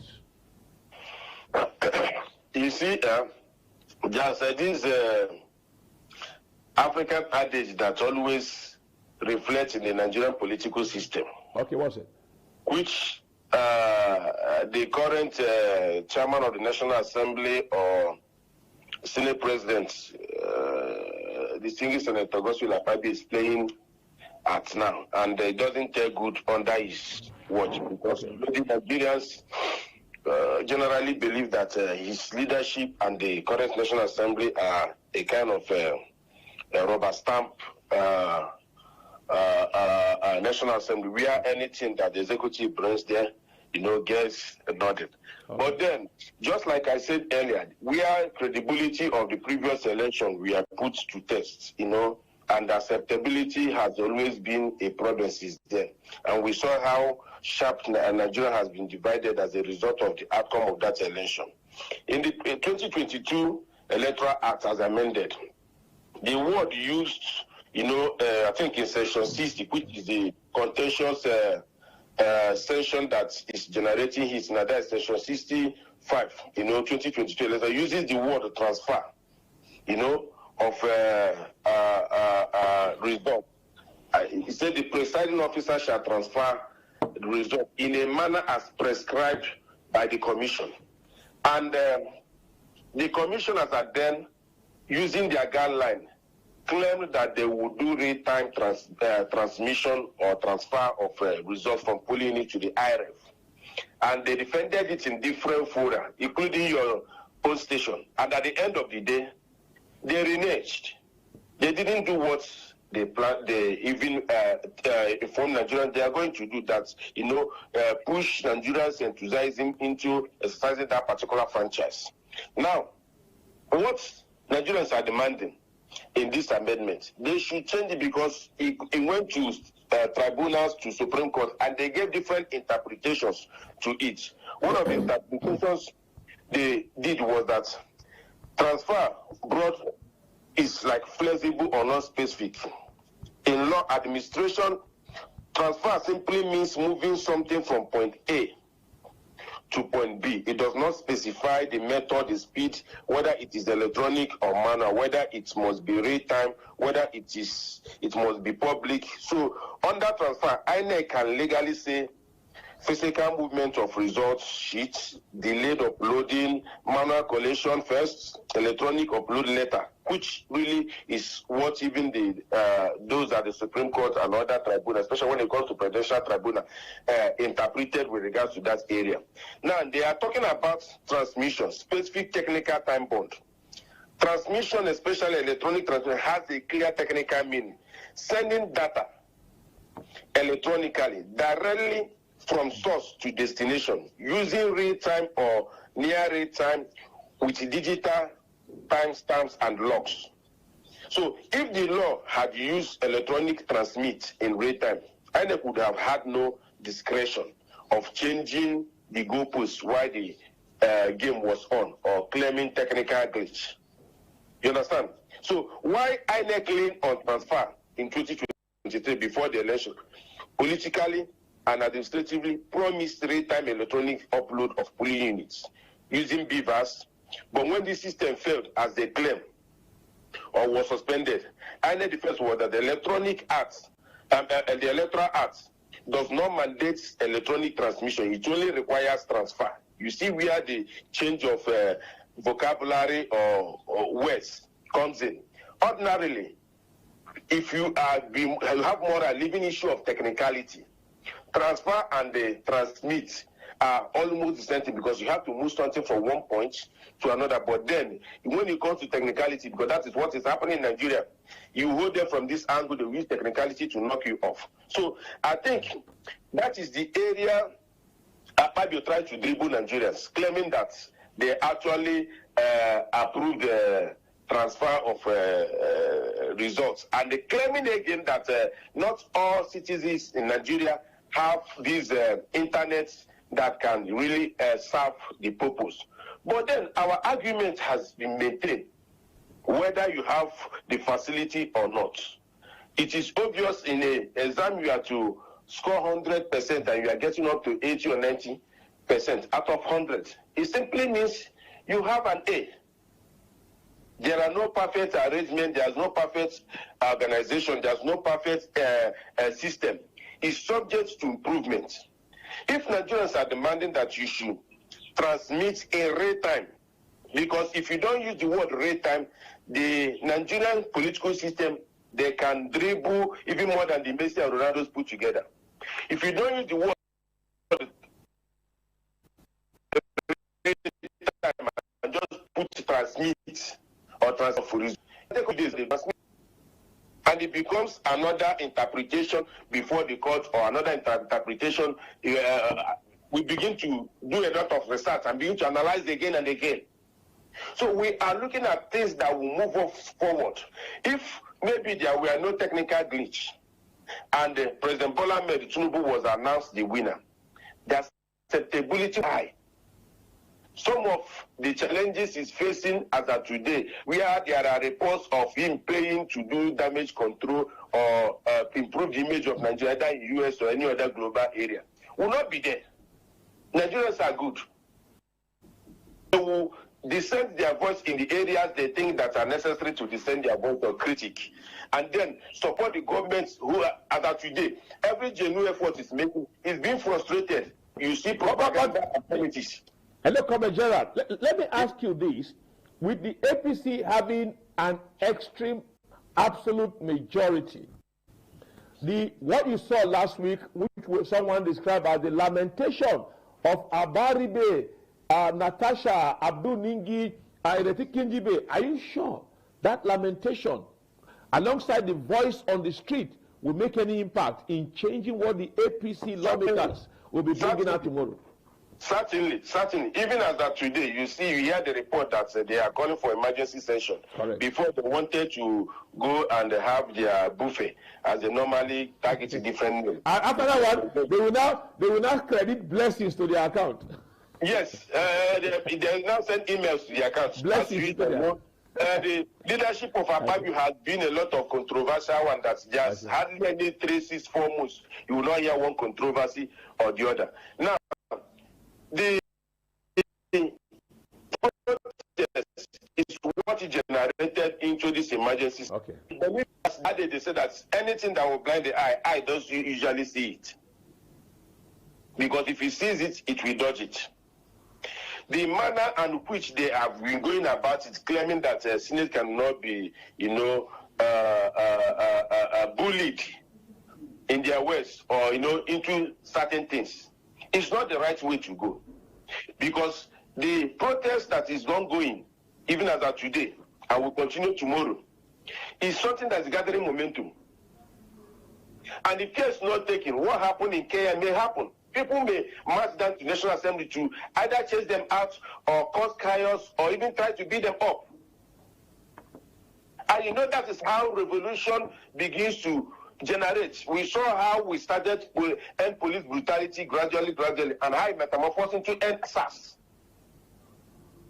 It builds up. There's already anger in the land. There's already issue of trust deficit. People do not trust or have confidence or faith in their government. And you shouldn't be seen to be, escalating or straining that little relationship that is already there, either by conduct or words or communication.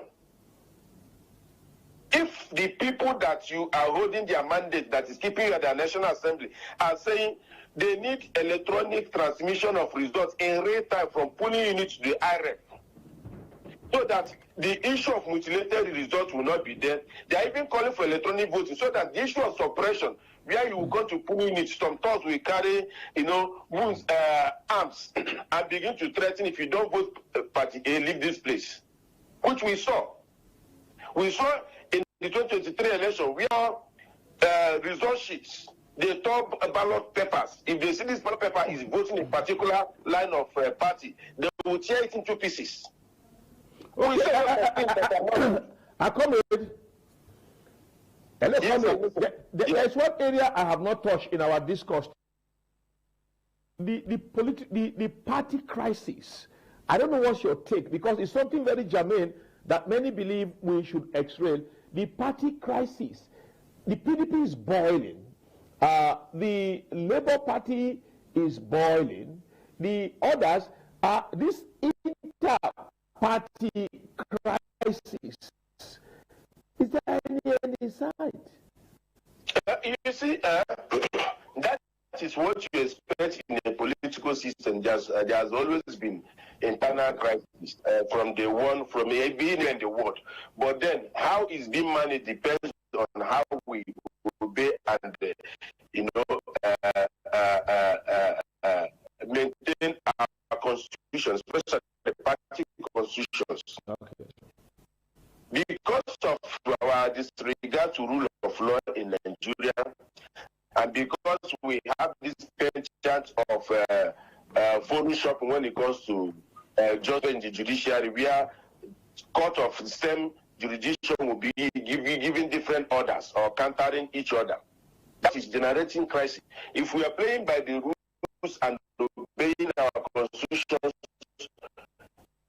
certainly most of the issues we are having right now will not be having it.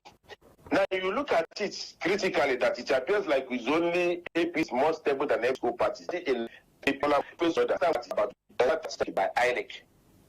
So it appears like there are bad seeds that are being sowed among these political parties. Sometimes they allegedly report that the voice of Jacob and the hand of Esau, thereabout, that the voice of Jacob and the hand of Esau are playing at that. Some people were accusing that the ruling party are the ones trying to suppress or not allow opposition to grow.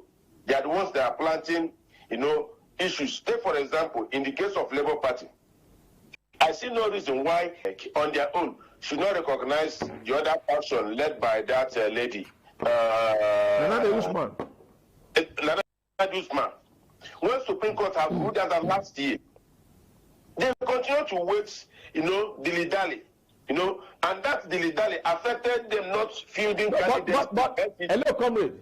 Yes. Where many persons, political watchers, and those of us in the media found it strange, is the fact that the Supreme Court, as the nation's apex court, gave a judgment that the court should be careful not to dabble into political parties' internal affairs.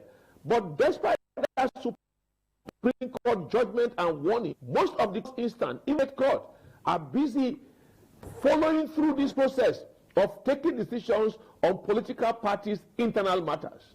Oh yes, you know why they have continued it? Because we don't have consequences for bad behavior. It appears like the NJC or they are not really independent as to say, and because of corruption. Take for example, it was in this country that during the last Senate session, where they were winding up, I've been winding down for this particular leadership to come on board under Ahmed Lawan. We saw a senator who Bukachi was about claiming that he influenced the wife courts. Yes. He influenced so much. He influenced the wife on many court cases. He used his mouth to say that to make sure that his friends, get favorable judgment. That which means that any judgment that woman must have delivered must have been biased. And we saw how it was dilly-dallied, how it was played. With that kind of open statement, that man is supposed to be behind bar. The man or the woman? It was in this country that we saw that the likes of Akpabio and Ahmed Lawan did not participate in the Senate primaries. But their parties gave them tickets. Even when INEC contested. It was in this country also that there were controversies over the declaration of Senator Akpabio's results 2019, and the professor involved was sentenced. But the person that benefited from that declaration is walking about freely. And deciding the future of all of us. In future, it was in this country that a returning officer came back and was telling the whole world, telling Nigerians that the declaration he made to declare Rochas Okorocha in Imo State was under duress. INEC stood by him. Judiciary said otherwise. And Okorocha finished his term in the Senate. And he finished his term. It was in this country that someone who came forth in an election, governorship election, became number one. So judiciary is supposed to be the last hope of common man. But they are pushing Nigerians to the point that they can no longer look towards, placing their hope on that judiciary. They may decide to, encourage jungle justice, which is highly condemnable for us, which we don't support. But that is where we are going closer. You see, once these faith and confidences or no trust are being eroded, people will devise of survival on their own, and that can make our nation to become a failed nation. If people do not have confidence that you can actually administer justice when they cry, they will find other means to get justice. It can become an eye for an eye. So that is why, as it stands now, Senate don't have any option than to ensure what the people want. They don't have any option. I'm saying they don't have any. This issue of putting pressure, either you are looking at the body language of the executive trying to test us, or let's see, we see those protesters. Some of them will be tear gas and wouldn't. Some will be arrested and charged. Great fear in the land.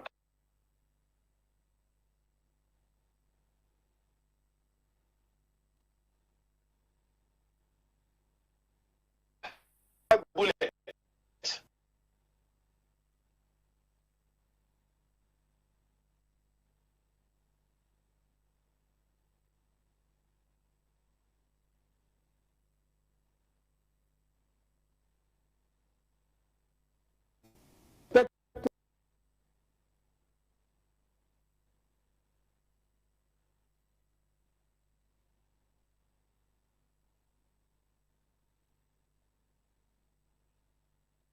Implosion all Congress and against 2023. I do not support such prophecy because whenever you have a ruling party, especially a president that is known as Jagaban, he's a master in his own game, he's a tactician. Such thing may not occur. Take for example, I do not believe that many of those that are moving to those parties are going with their clear eyes. Why? They are going with which eyes? Something must have influenced them. Take for example, there are reports of some governors who will, enter into this jumpology, moving from their party to APC. And in such cases, their deputy refuses to join. You will begin to hear this art of impeachment, and they begin to raise a lot of misconduct allegations against them. So if it's a willful thing, I see no reason why governor can be in one party and deputy decide to be in one, but why they cannot work. They are working for the people. The people they are working for, it's all citizens of that state. It doesn't matter the party you belong or you are not even a partisan. But because they want to influence things. But then that is not even the real thing, because if they let all the 36 state governors go on one side. If they do free and fair election, the results will shock people. In 2023, APC alone had over 20 governors, and they were expected to win massively. They have majority in the National Assembly. But the result, even amidst technical glitch, shows otherwise. The result that was announced that Tinubu got 12 states. 12 states. P2B got 11 states, plus L. What does it tell you? And Kwankwaso had 1 state. What does it tell you? That's whether you think that in the same election, we saw the city boy, who is the Jagaban of Africa, if not Global Jagaban, losing in his own city of Lagos. We saw the then National Party chairman losing in Nasarawa.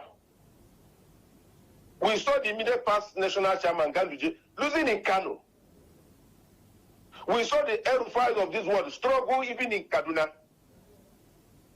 So he got to tell you, it's not Benin City, Edo, had APC and PDP muzzling it out. We have the likes of Adam Toshomon and Obaseke, who is from PDP.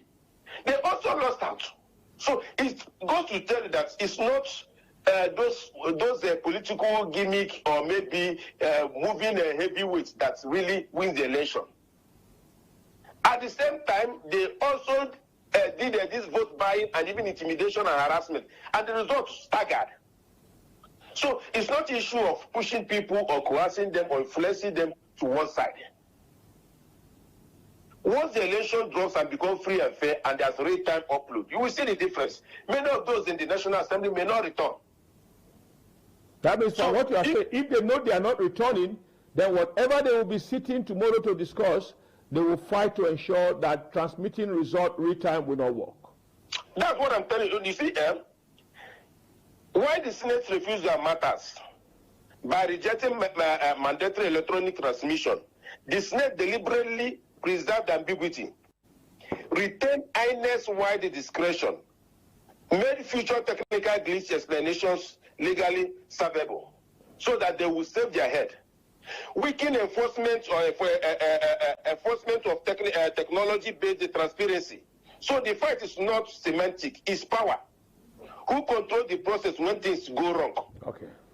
You understand? So why this is why you begin to see people insist on transmission, because transfer without specifications allow delays, substitution, interference between polling units and the collation center, post hoc justification. So that is why they are making it mandatory that electronic transmission must be a must. It locks results at sources, reduce human interference, strengthen evidential value in courts, and restore voter confidence. So, putting it in one sentence, transfer gives INEC discretion, while transmission imposes obligation. So the Senate choose discretion over obligation so that they will protect themselves. Now, and that choice shapes trust and litigation outcomes and voter confidence. Comrade Gerard, now let's now learn from history. At the weekend, are you not shocked that former Senate President Bonaventure was telling Akpabio, please listen to the will of the people? He has been there before him. But why did he not listen then? I think leadership of David Mark cannot be compared to that of Akpabio. Why? On a more serious note, there were more maturity, there were more resistance, there were, even though that they belong to the same party with Goodluck Jonathan, but then we saw certain levels that Jonathan will want to go, they will resist it. It's not in the same situation we have today. As at then, they have some elements of check and balances. But today, check and balances have been eroded. As at then, they can easily summon anybody, whether it's IG or anybody in service, they will appear. But here now, you need to also do lobby. You don't just summon and somebody will appear. You summon, when they don't appear, you begin to complain to the president that one of his ministers is not responding to you, or they will now begin to lobby and coerce the person to come. So there we are respect and much, even though that there are no perfect arrangements, you cannot compare the two. Throughout David Mark, did you hear allegations of molestation or suppression, or whether they are sending mail to distinguished accounts? You saw the way they handle this. You don't just speak and then begin to do damage control to speeches already made, or begin to accuse media of misrepresenting or misinterpreting your speech. They were more coordinated. There's hardly any 3 months that you will not hear or hear Akpabio being in one controversy or the other. So him speaking from position of experience, having been Senate president, telling him to listen to the people, not what he's saying. But if to listen to people is what usually lead to prolonged, industrial action or resistance, like a form of protest. Okay. You understand? And that's the way Nigeria is going today. It's only a thing that we tell you caught. If they continue with the system of suppression, that when people are pushing for a German thing that they can use either superior arguments to engage in, but they choose force, it will get to a point that people even going to protest may not be protesting, it may become riots. Because you cannot be there protesting for the good, something that will benefit you, benefit even the people that are being sent to suppress it. They will be using the taxpayers either gun or tear gas or what have you, or hot water or paper water to suppress people. When they arrest them, they will tell them for treason that carries capital punishment. Hello, comrade. Hello. Yes, I can hear you. My producer just directed me to take a break. That when we come from the break, that would be fair of us to look at only electoral matter, but they want to get your view on what you think about the massacre that took place in Kwara State. Let's go on the break. When we come back, I'll ask your thought on that program. All right. Just himself. The collision with the car didn't kill him, but he wasn't wearing.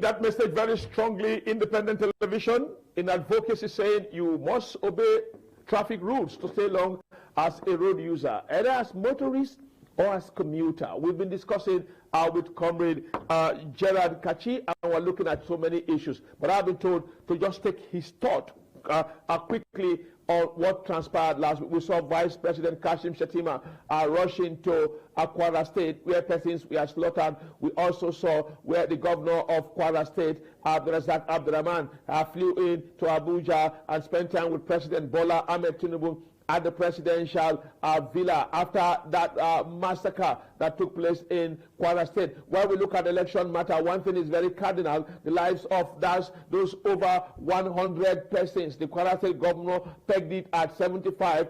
The emir said over 100. Most media houses peg it at over 175, with some pegging the massacre at claiming the life of over 200 persons. Why there is no clear-cut figure, as many say they are still recovering bodies from burnt properties and some other ones that are yet to be accounted for. Let's now get the view of Comrade Gerard Kachi on this.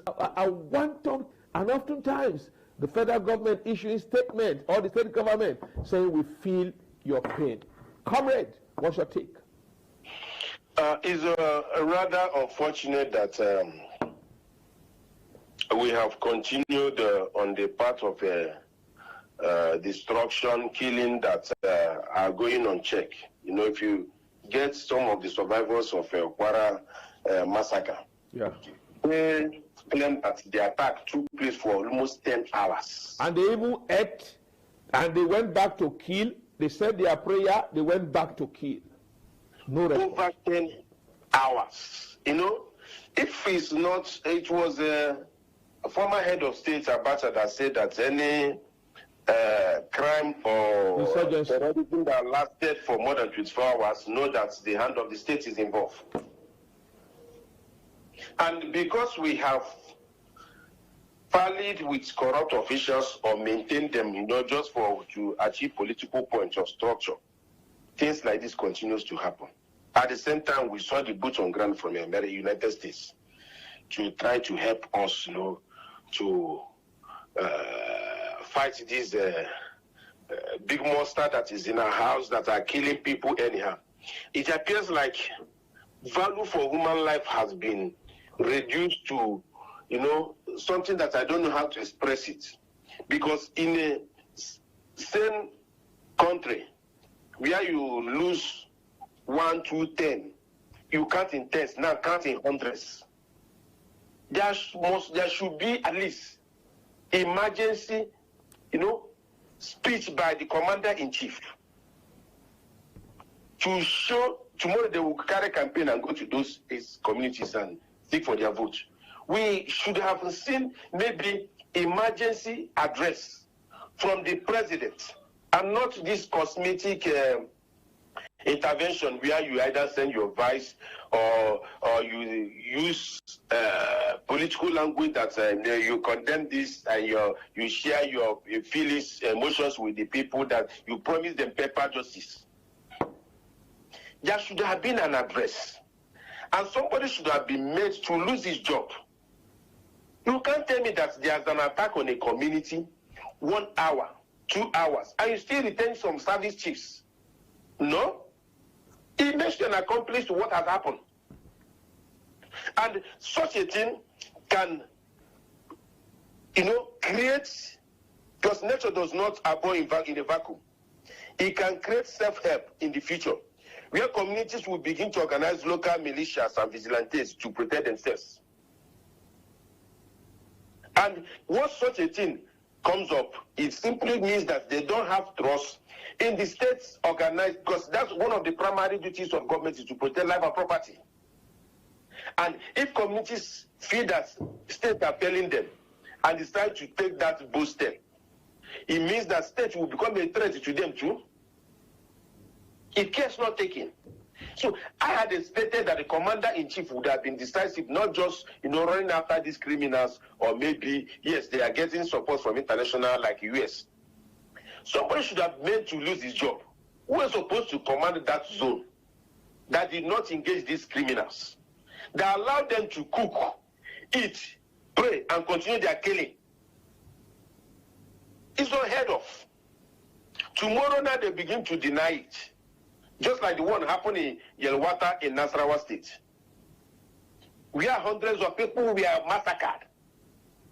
As that over the weekend, we saw a missionary from US trying to do intervention that even the state governor could not do.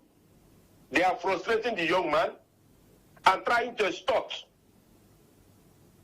a situation where they claim the man said that he built over 30-something houses. State government, they are showing ingratitude. They are claiming that it's not up to 30-something. The commission says the last time he went there, and the last time he went there. The guy said, want to build markets so that these people can return back to their... Something that is doing on charity.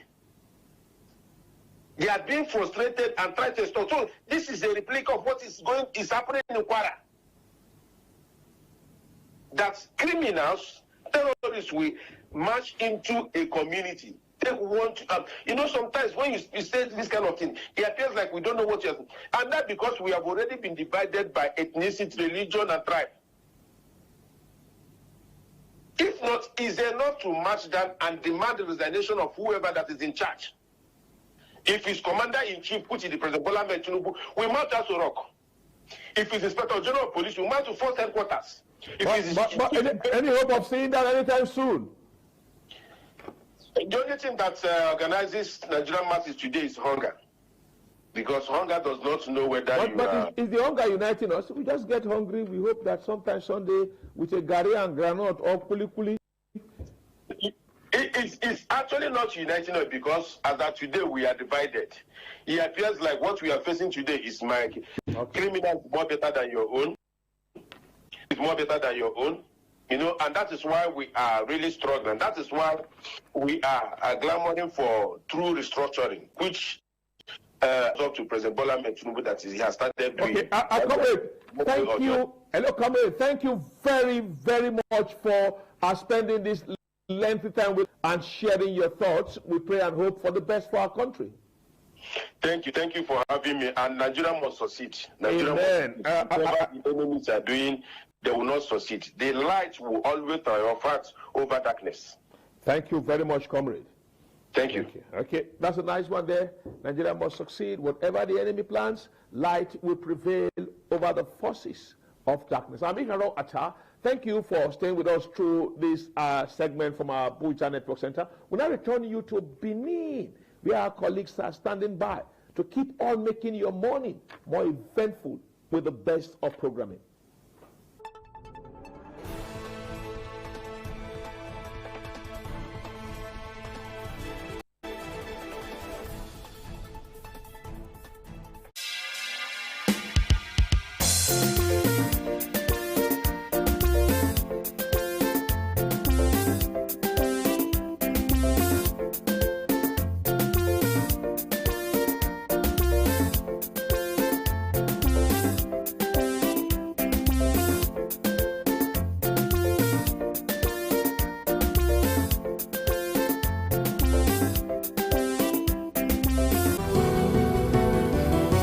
To our Lagos Network. I'm Patricia Uremu Gabriels. In a few minutes, we're going to be looking at the Electoral Act Amendment Bill, the rejection by the Senate.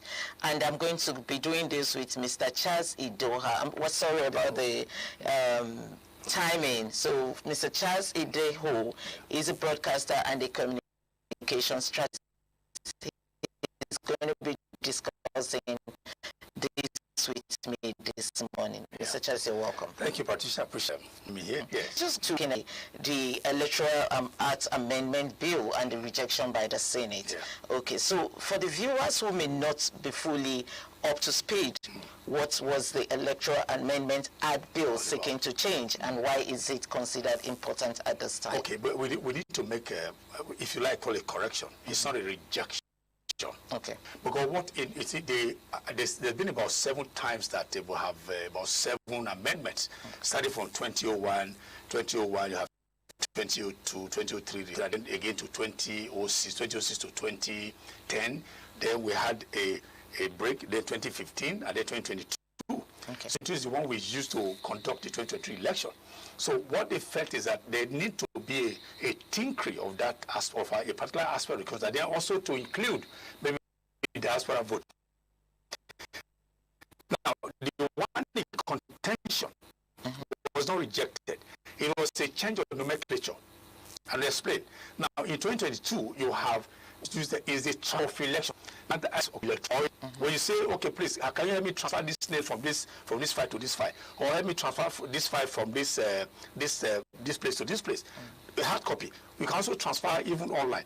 But they are saying that they are replacing transfer with transmission. Okay. So if it is transmission, it means that there's no longer any need for hard copy. So it has to be electronic. That's why I say electronic transmission of result. Now, the aspect that is in contention is the time. Okay. They did not reject the transmission. Okay. They rejected the real time.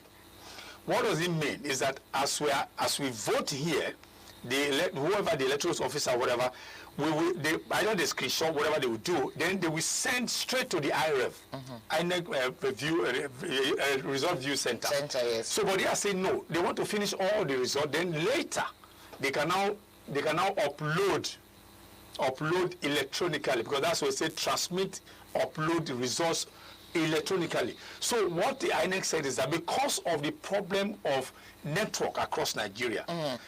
Lagos, we don't have problem with that. We don't have problem in Edo State. We don't have problem in all the city centers and these advanced states. But how about the subnational that are still grappling with the issue of... Okay, that brings me to what Akpabio said very recently. He said this rejection is being looked upon because 9 states in Nigeria do not have network. As I said earlier, so out of about 36, they have 9 states of the 36 that do not have network. So they are saying, according to the Senate, or according to the, they say, if we allow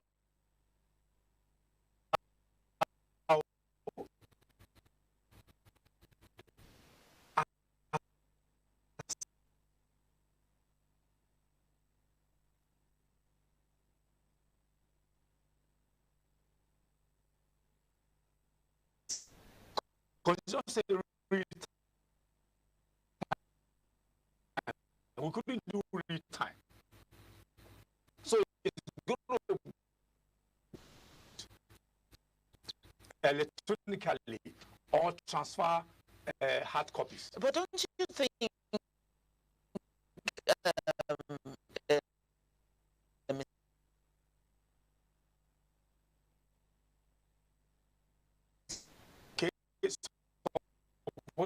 if Lagos State has problem with the read time, why did you have to use Jigawa, knowing that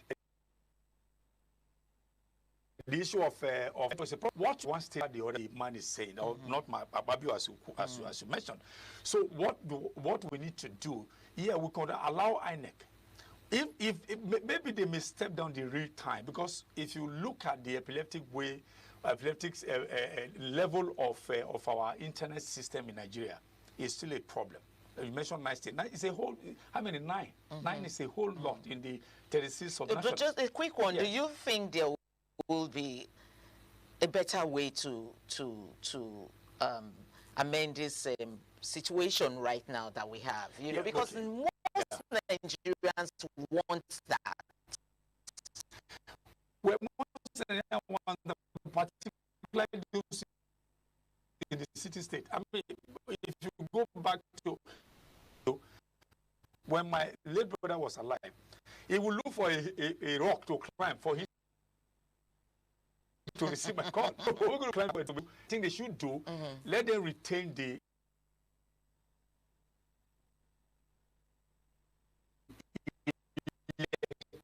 electronic transmission, whatever problem in my face, they could just handle it the way it is over there. But let it be in the constitution that, or the act, that it is electronic transmission of result. But it may not be real time for now. That's the way. That's my own advice. Okay, so but some critics argue that this rejection favors political elites. That's the reason why they are saying no network and all that. What's your take on this? Yeah, I mean, that's something that everybody, or not everybody, so many people, particularly us who are journalists, have covered election. I mean, as a journalist, I've covered election for a long time. Yeah, the thing is that if you don't do, why people are saying real time is that you are not, once it's real time, you are not able to falsify figures. But if it's not real time, between the voting poll, okay, the voting unit and the collation center, a lot of things can happen there. Politicians could do a lot. A lot to maneuver, to manipulate, and all that. Their figures will change. That's why people are saying politicians, they always have their own game. They play a lot of games that we don't know. So they're always ahead of us all. So maybe that's why they said, okay, why don't we step down the real time?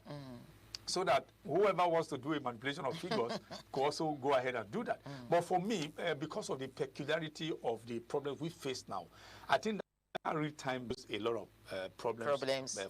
To us in this country. Okay, just a quick one, just a very quick one. Okay. In your view, what must change for Nigeria to achieve a truly transparent and credible electoral process?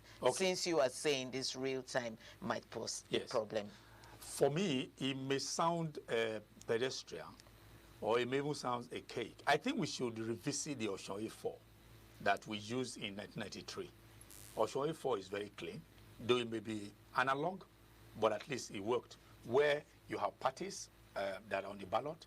If you are voting for party A, Q, they will count you, and the thing's there.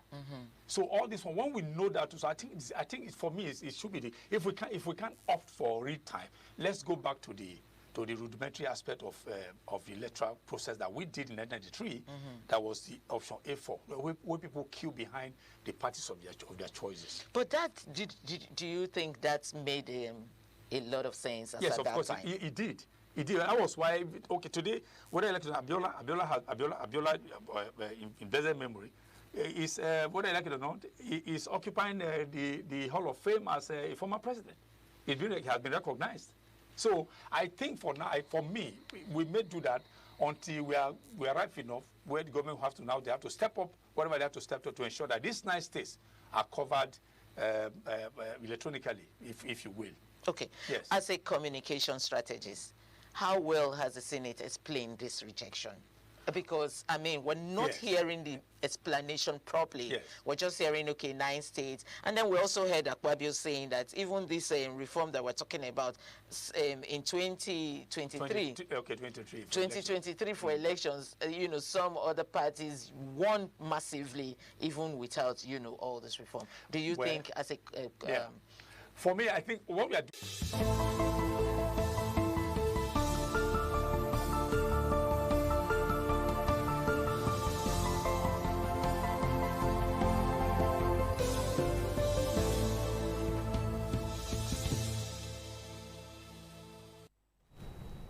Good morning and welcome to ITV News Updates.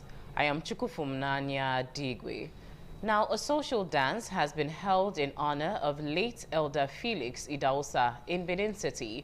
The occasion, held at the premises of the University of Benin, Ekenwa campus, was attended by family members and guests from within and outside Nigeria. Jonah Omorua has the details.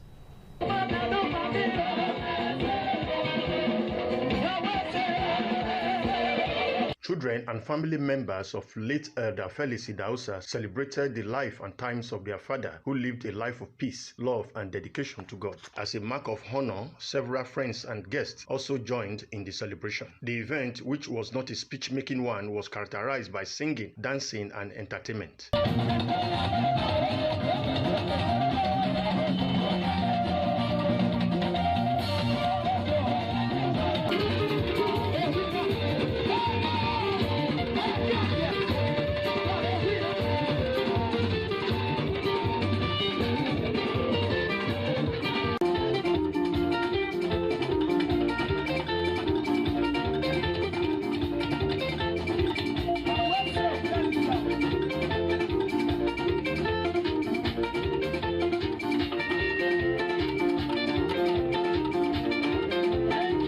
Some children and family members eulogized the life and times of their late father. My dad was everything to us. He's our strength, he's our prayer warrior, he's our mentor, he's everything all in one. My dad is a man that stands for integrity. You know, a man that served God from day one to the last day of his life. Irrespective of who you are, where you came from, you just want to. He's a loving father. He wants to accommodate everybody. He was a very good man. You know, he's an easygoing person, and he doesn't take what does not belong to him. He's the kind of person you will actually give $1 million and then you go to sleep and you don't have to worry about it. I will remember my dad for truth. He loves truth. He does not lie. Late Elder Felix Idahosa, who was a devoted Christian, passed away at the age of 73. From Benin, Jonah Omowa, ITV News. In another report, the Ukumagbe in Council and the National Burial Committee have concluded the final burial rites of the late Ukumagbe of Uwano community. His Royal Highness, Dr. George Oshiapi Egabo, who passed on at the age of 83.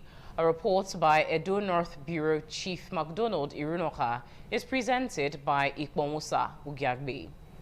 The final burial ceremonies of late Dr. George Oshiapi Egabo were conducted in line with the Uwano traditional calendar. Activities commenced with a memorial mass and the signing of the condolence register at Ewuminohwa in the Royal Palace. This was followed by a reception and celebration of life held on Ewunohwa at the Omwaze Primary School playground in Aganebude. The rites climaxed with a Thanksgiving Mass at Ewuminikeke at the Sacred Heart Catholic Church, Aganebude, in Esako East Local Government Area of Edo State. Addressing the congregation, the Bishop of the Catholic Diocese of Auchi, His Lordship, the Right Reverend Dr. Gabriel Dunia, extolled the sterling leadership qualities and exemplary kingship of the late monarch. He urged the people of Uwano to remain united and to give their full support to the next Ukumagbe of Uwano in the interest of peace, stability, and progress in the kingdom. Because of this, we are told to be humble. Jesus said, unless you are humble like little children, you will not go into the kingdom of God. Prominent indigenes of Uwano Kingdom, including the Okumangbe elect Senator Francis Asehame Alimehena, expressed deep sorrow over the demise of the revered monarch and prayed for the repose of his soul. It was a great day. He lived where he attracted a lot of development to the powered. Meanwhile, the children of the late Dr. George Oshakpi Egabo expressed gratitude to all who honored their father with their presence and support, praying that God Almighty bless and reward them for the love shown to the late royal father. My dad was someone that was a disciplinarian, loving, caring, principled man, someone that knew what was right and what was wrong. Ikmomosa Ugiagbe, ITV News. Now, President John Mahama of Ghana has recalled the country's High Commissioner to Nigeria, Baba Ahmed, over alleged links to electoral malpractices in the parliamentary election primaries for the Ayawaso East constituency in Ghana. A statement issued by the Ghanaian presidency on Saturday in Accra explained that Ahmed, an aspirant in the primaries, was recalled due to his alleged role in electoral malpractice while serving as a public officer. According to the statement, the recall takes immediate effect and is intended to avoid any perception of impropriety or conflicts with the government's code of conduct for political appointees. It stressed that his continued stay in office was no longer tenable under the circumstances, although allegations of vote buying were leveled against multiple aspirants who participated in the primaries. Moving on, gunmen have kidnapped a Catholic priest and several other individuals and killed 3 security operatives during rescue efforts in Ningi Village, Kauru local government area of Kaduna State. The Catholic Archdiocese of Kafanchan confirmed the abduction of Reverend Father Nathaniel Asuwaye, the Catholic priest of Holy Trinity Catholic Church in Kauku community. Although the police authorities have yet to officially confirm the incident, locals reported that the attack occurred in the early hours of Saturday at about 3:20 a.m. when armed men stormed the priest's residence. Church authorities stated that the priest was taken along with several other individuals during the raid. Meanwhile, 3 security operatives who were among the troops deployed to rescue the victims were ambushed and killed by the bandits. In a statement, the diocesan chancellor, Very Reverend Father Jacob Shanet, expressed deep sorrow over the incident, describing it as a tragic moment for both the church and the local community. He also confirmed the deaths of the 3 security operatives. Now, the Abia State government has clarified issues surrounding alleged budgetary allocations of 210 million naira for the purchase of a photocopier in its 2026 appropriation law. The clarification follows public commentaries and criticisms over the said allocation. In a statement, the State Ministry of Budget and Planning explained that budget documents only contain estimates and spending intentions and do not automatically translate into fund disbursements. It said that the 2026 budget was officially published in its website on January 31, 2026 as part of efforts to promote transparency and public access to government financial plans. It added that 12 million naira was approved for the procurement of 1 sharp photocopier and other sundry office equipment. The ministry explained that a misalignment of text and figures led to the incorrect impression that 250 million naira was budgeted for the purchase of a photocopier. With that report, we've come to the end of ITV News Updates. I am Chukufum Nanya Digwe. Thank you for watching. Up next is TMI Socials. Don't go away.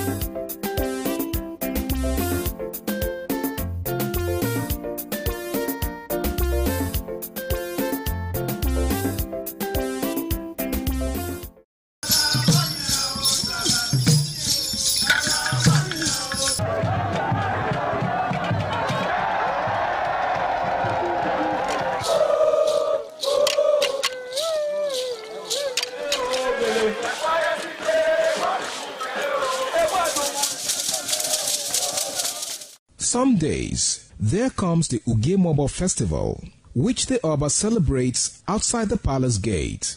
A pavilion is built of red cloth where rites are performed to drive away all evil spirits still unsatisfied by the year's sacrifices. The Emobo Festival is to commemorate an event in Benin history which dates back to 1504 AD.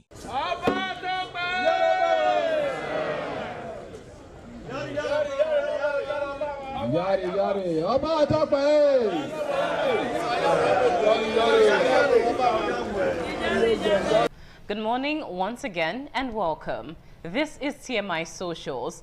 I am Chukufumnanya Digwe, and here's what's making waves across the social media space. Now, we begin with the security situation in Edo State, an update actually, where police in Auchi, Edo State, have arrested suspected kidnappers linked to the abduction of Dr. Ibrahim Babatunde Abu and the killing of his brother Tahir Abu earlier in January. Yes, this is a story that really took the social media space by storm, as other time it happened in January, and it happened in Auchi here in Edo State. Earlier in January, the suspects were exposed after they returned to the same hospital where Dr. Abu works, bringing a child for treatment, and were immediately identified by the doctor. Tahir was later found murdered after the kidnapping, while Dr. Abu escaped captivity. The suspects, now in police custody, are being investigated as authorities intensify efforts to dismantle kidnapping networks in the area. Now, there's the story. You've seen the video clips playing on your screen right now of these alleged kidnappers that were identified by the Dr. Abu. Now, let's get to see how the social media space is reacting to this particular story. The first comment reads, "Life is such a funny thing. You kidnapped a medical doctor and his brother, demanded for 100 million naira, killed the younger brother in the process, and released the doctor after a ransom of millions was paid. Now your own child is sick and you rushed her to the hospital, and guess who attended to the child? The same doctor you kidnapped and almost killed. To everyone who prayed and contributed for the safe release of Dr. Abu Tunde, who was kidnapped in Auchi, God bless you all. His abductors have been arrested at the hospital where he was met to attend to their own child. God works in mysterious ways." Now, there's a quirk to this particular comment. There are no particular standing that it was actually their child, but they did get to bring a child to the hospital that led to their discovery. Now, let's take another comment on this story. This commenter says, "See the calmness. That's from knowing they'll be out soon. They know nothing will happen to them as far as prosecution and imprisonment is concerned. The state government will bungle that case to satisfy his Abuja ogas." Well, let's see the final comment on this particular story before we move on to other stories that are trending. This one says, "Get rid of them if by all definitions and certainty they are responsible. One idiot will come to have them released tomorrow. Nigeria's legal and judicial system cannot be trusted." Well, time and time again, people have said this. Will justice prevail in this case is yet to be seen. Now, for our second story, on February 4, 2026, this actually formed the crux of our conversation right here across our network centers. The Senate passed the Electoral Act Amendment Bill, rejecting a clause that would have made real-time electronic transmission of polling units results mandatory, leaving it up to INEC's discretion. The move drew sharp criticism from political parties, civil society, and labor unions. Groups like the Obedience Movement, led by Aisha Yusufu, staged protests in Abuja, demanding instant results, while the Nigeria Labour Congress has threatened nationwide strikes and election boycotts if the final law doesn't include a clear real-time mandate. Let's get to see a snippet of when this was brought up in the House, and then we'll take reactions. Clause 60. Yes, Senator Monguno. Mr. President, distinguished senators, my name is Mohamed Tahir Monguno. I represent Borunet Senatorial District. Mr. President, I propose that instead of using the word transmission, we should retain what is in the existing word extant law, which is transfer.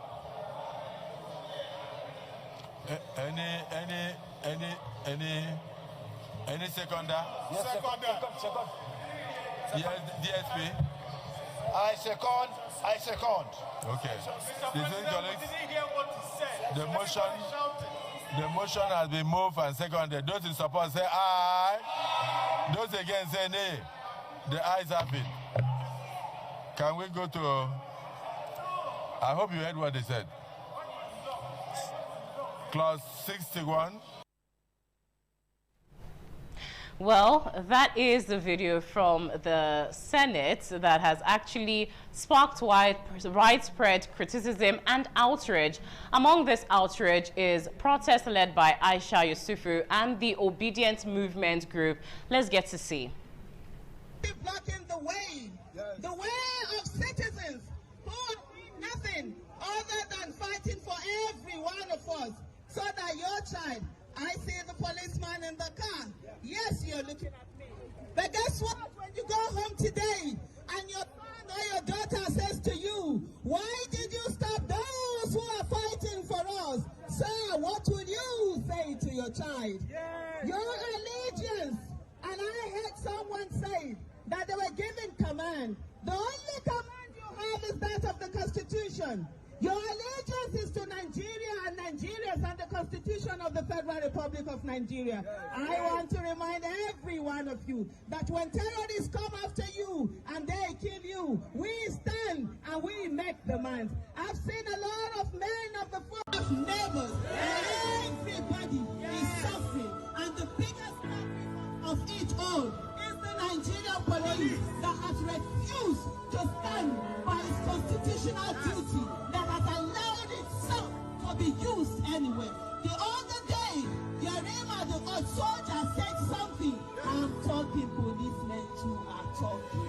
Do you know why he said that? It's because the Nigerian police will always respect those. Well, that snippet you just got to see is happening real time, the same real time that the Senate does not want to promise on the election results. Well, you got to see a video there of Aisha Yesufu leading the Obedient Movement Group and some other aggrieved Nigerians right now on this same issue, talking about comments and what the social space is saying. Let's get to see this video that embodies that. Bandits, ISWAP, Mamuda, Lakurawa are doing real-time electronic transmission of their activities. They are doing electronic transmission of their kidnap ransom. They are doing TikTok live, electronic discussion of their kidnapping activities. They are on Twitter, tweeting electronically. Government, they tell me that they cannot electronically transmit my vote from the polling unit to IREV. It not work. A government that wants to take my tax. A government, I transfer money from one account, enter another account. You collect tax inside. Nekwemu, shame no catch you. I transfer money from account A to another account B. You collect tax, but you no want transmit election result electronically. So you like my tax, but you not like my vote. Boy, I pour you spit at Babio. Wagbe.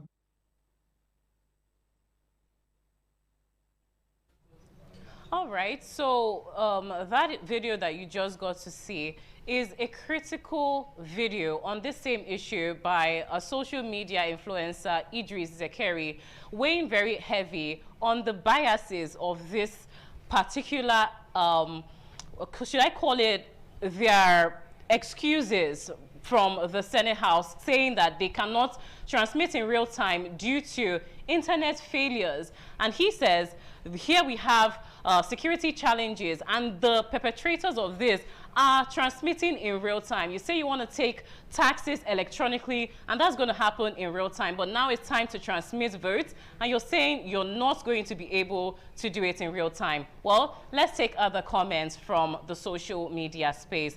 This commenter said, the opposition leaders should engage the Senate committee responsibly and find a common ground. All these noise is not necessary. I'm sure if they sit down as men, they can understand themselves. All this politics will not lead to nation building. Let's take another comment now. The next comment says, finally, Nigerians are flexing real civic energy. Protesting isn't just noise here. It's holding lawmakers accountable for decisions that affect the whole country. If the Senate thinks they can ignore public demand for transparency, occupying NAS just proved otherwise. Change starts when citizens refuse to say silence. Another comment on this issue. Well, this commenter says, but the federal government of Nigeria is in a hurry to tax electronic money transfers in Nigeria and makes huge revenues from that. Big Brother Nigeria can accept voting on housemates instantly as well. Nigerians can buy stocks on their phone. I bet this broadcast is being watched by many on their cell phones. The same federal government of Nigeria celebrates when they are mentioned as global adopters of AI. But once it comes to elections, there are challenges. Well, those are the issues, and these are the comments. And here's where I draw the curtain on TMI Socials today. It's been such an amazing time delving into the twists and the turns, the ups and the downs of everything that is current in Nigeria and even globally. I am Chukwufumnanya Adigwe. Thanking you so much for joining in, and saying a big thank you from our 3 network centers, Benin, Lagos, and Abuja. Also, thank you to our guests. Have a wonderful day ahead. Bye for now.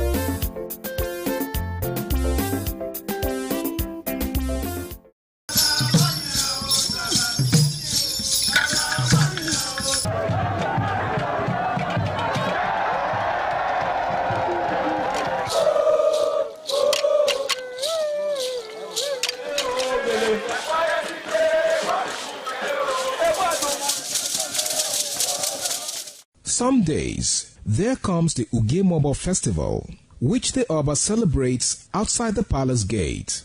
A pavilion is built of red cloth where rites are performed to drive away all evil spirits still unsatisfied by the year's sacrifices. The Ugemobo Festival is to commemorate an event in Benin history which dates back to 1504 AD.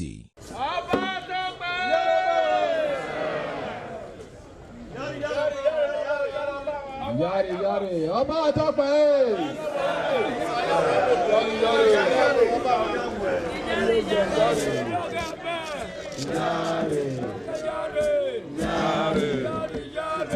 yari.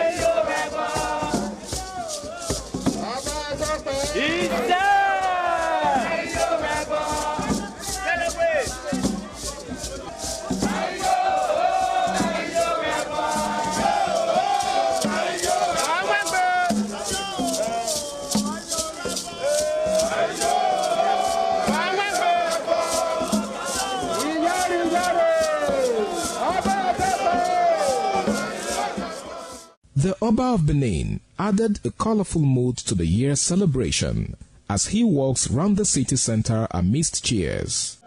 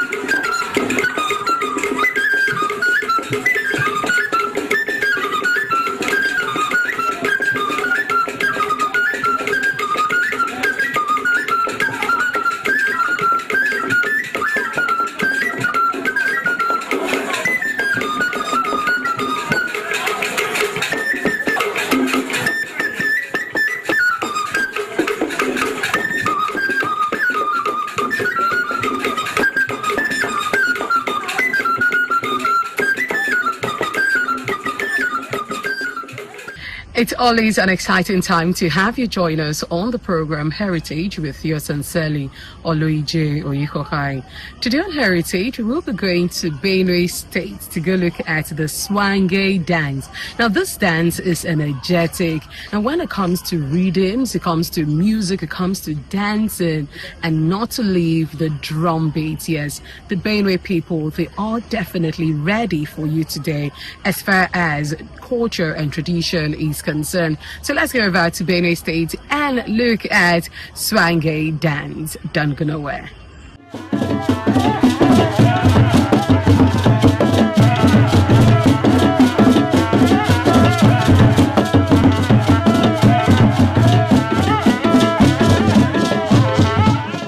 This is Swange dance, popular among the Thief people of Benue State. The dance is one of the best dance in Africa. It is indigenous. The Thief people are from Benue State, the Middle Belt region of Nigeria.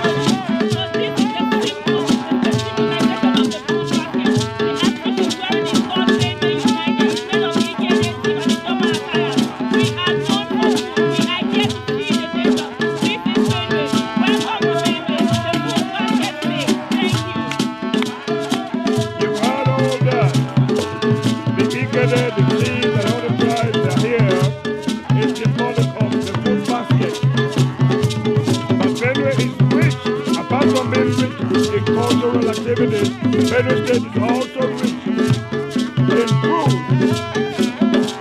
And that's why they're called the food basket of the nation.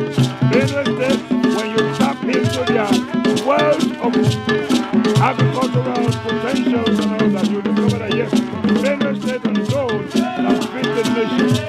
But let us work together to promote the agricultural activities and all the cultural activities in Benue State. Thank you so very much. Oh yes.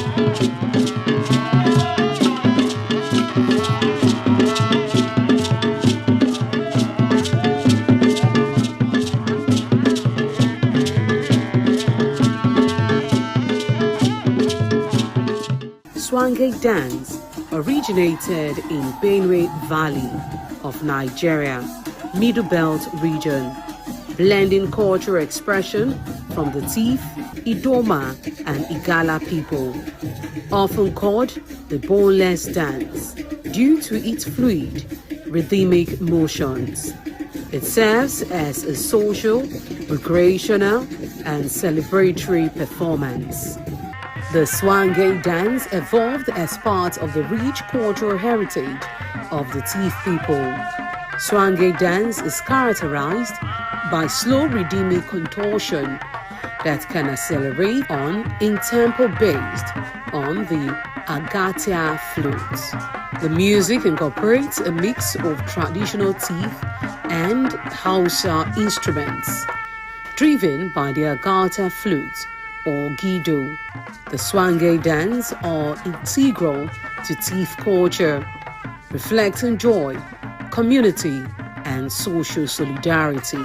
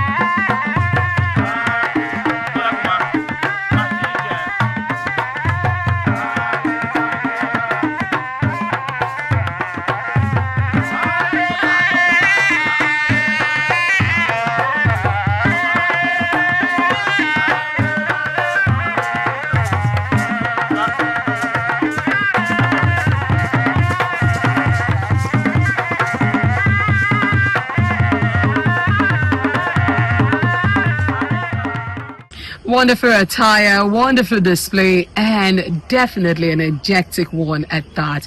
We'll be seeing again next week for another exciting time on Heritage, getting you closer to your culture and tradition. That is what we know how to do best. Till then, to have yourself a blessed day and an exciting week ahead of you. Bye for now.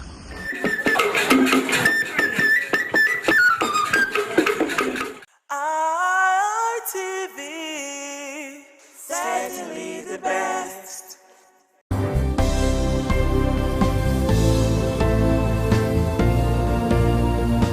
Thank you very much for joining us on the program Healthy Living. What is the kidney? The kidney is an excretory organ in the body which is for metabolism. Tuberculosis affects many organs in the body, but the common ones it usually affects is the lungs. Epilepsy is a neurological problem. Okay. It is an injury in the brain which causes someone to begin to convulse, to go into fits. It is curable, but the cure is a long-term thing. If you eat well and avoid those risk factors that will make your immunity to be down, then the risk of contracting tuberculosis will be reduced. If you're healthy, then you're wealthy.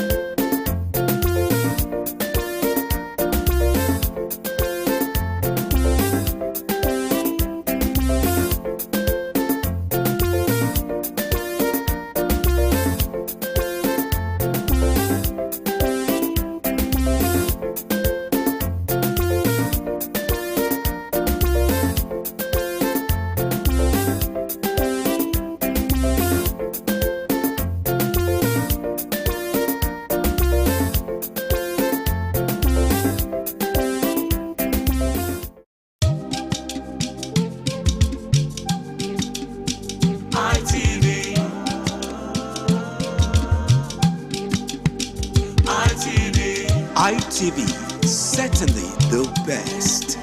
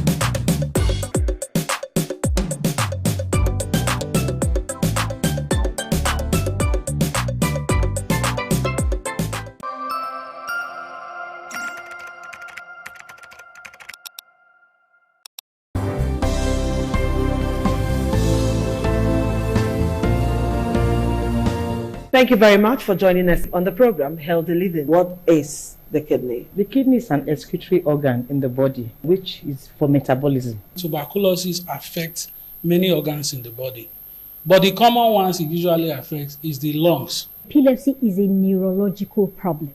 Okay. It is an injury in the brain which causes someone to begin to convulse, to go into fits. It is curable, but the cure is a long-term thing. If you eat well and avoid those risk factors that will make your immunity to be down, then the risk of contracting tuberculosis will be reduced. If you're healthy, then you're wealthy.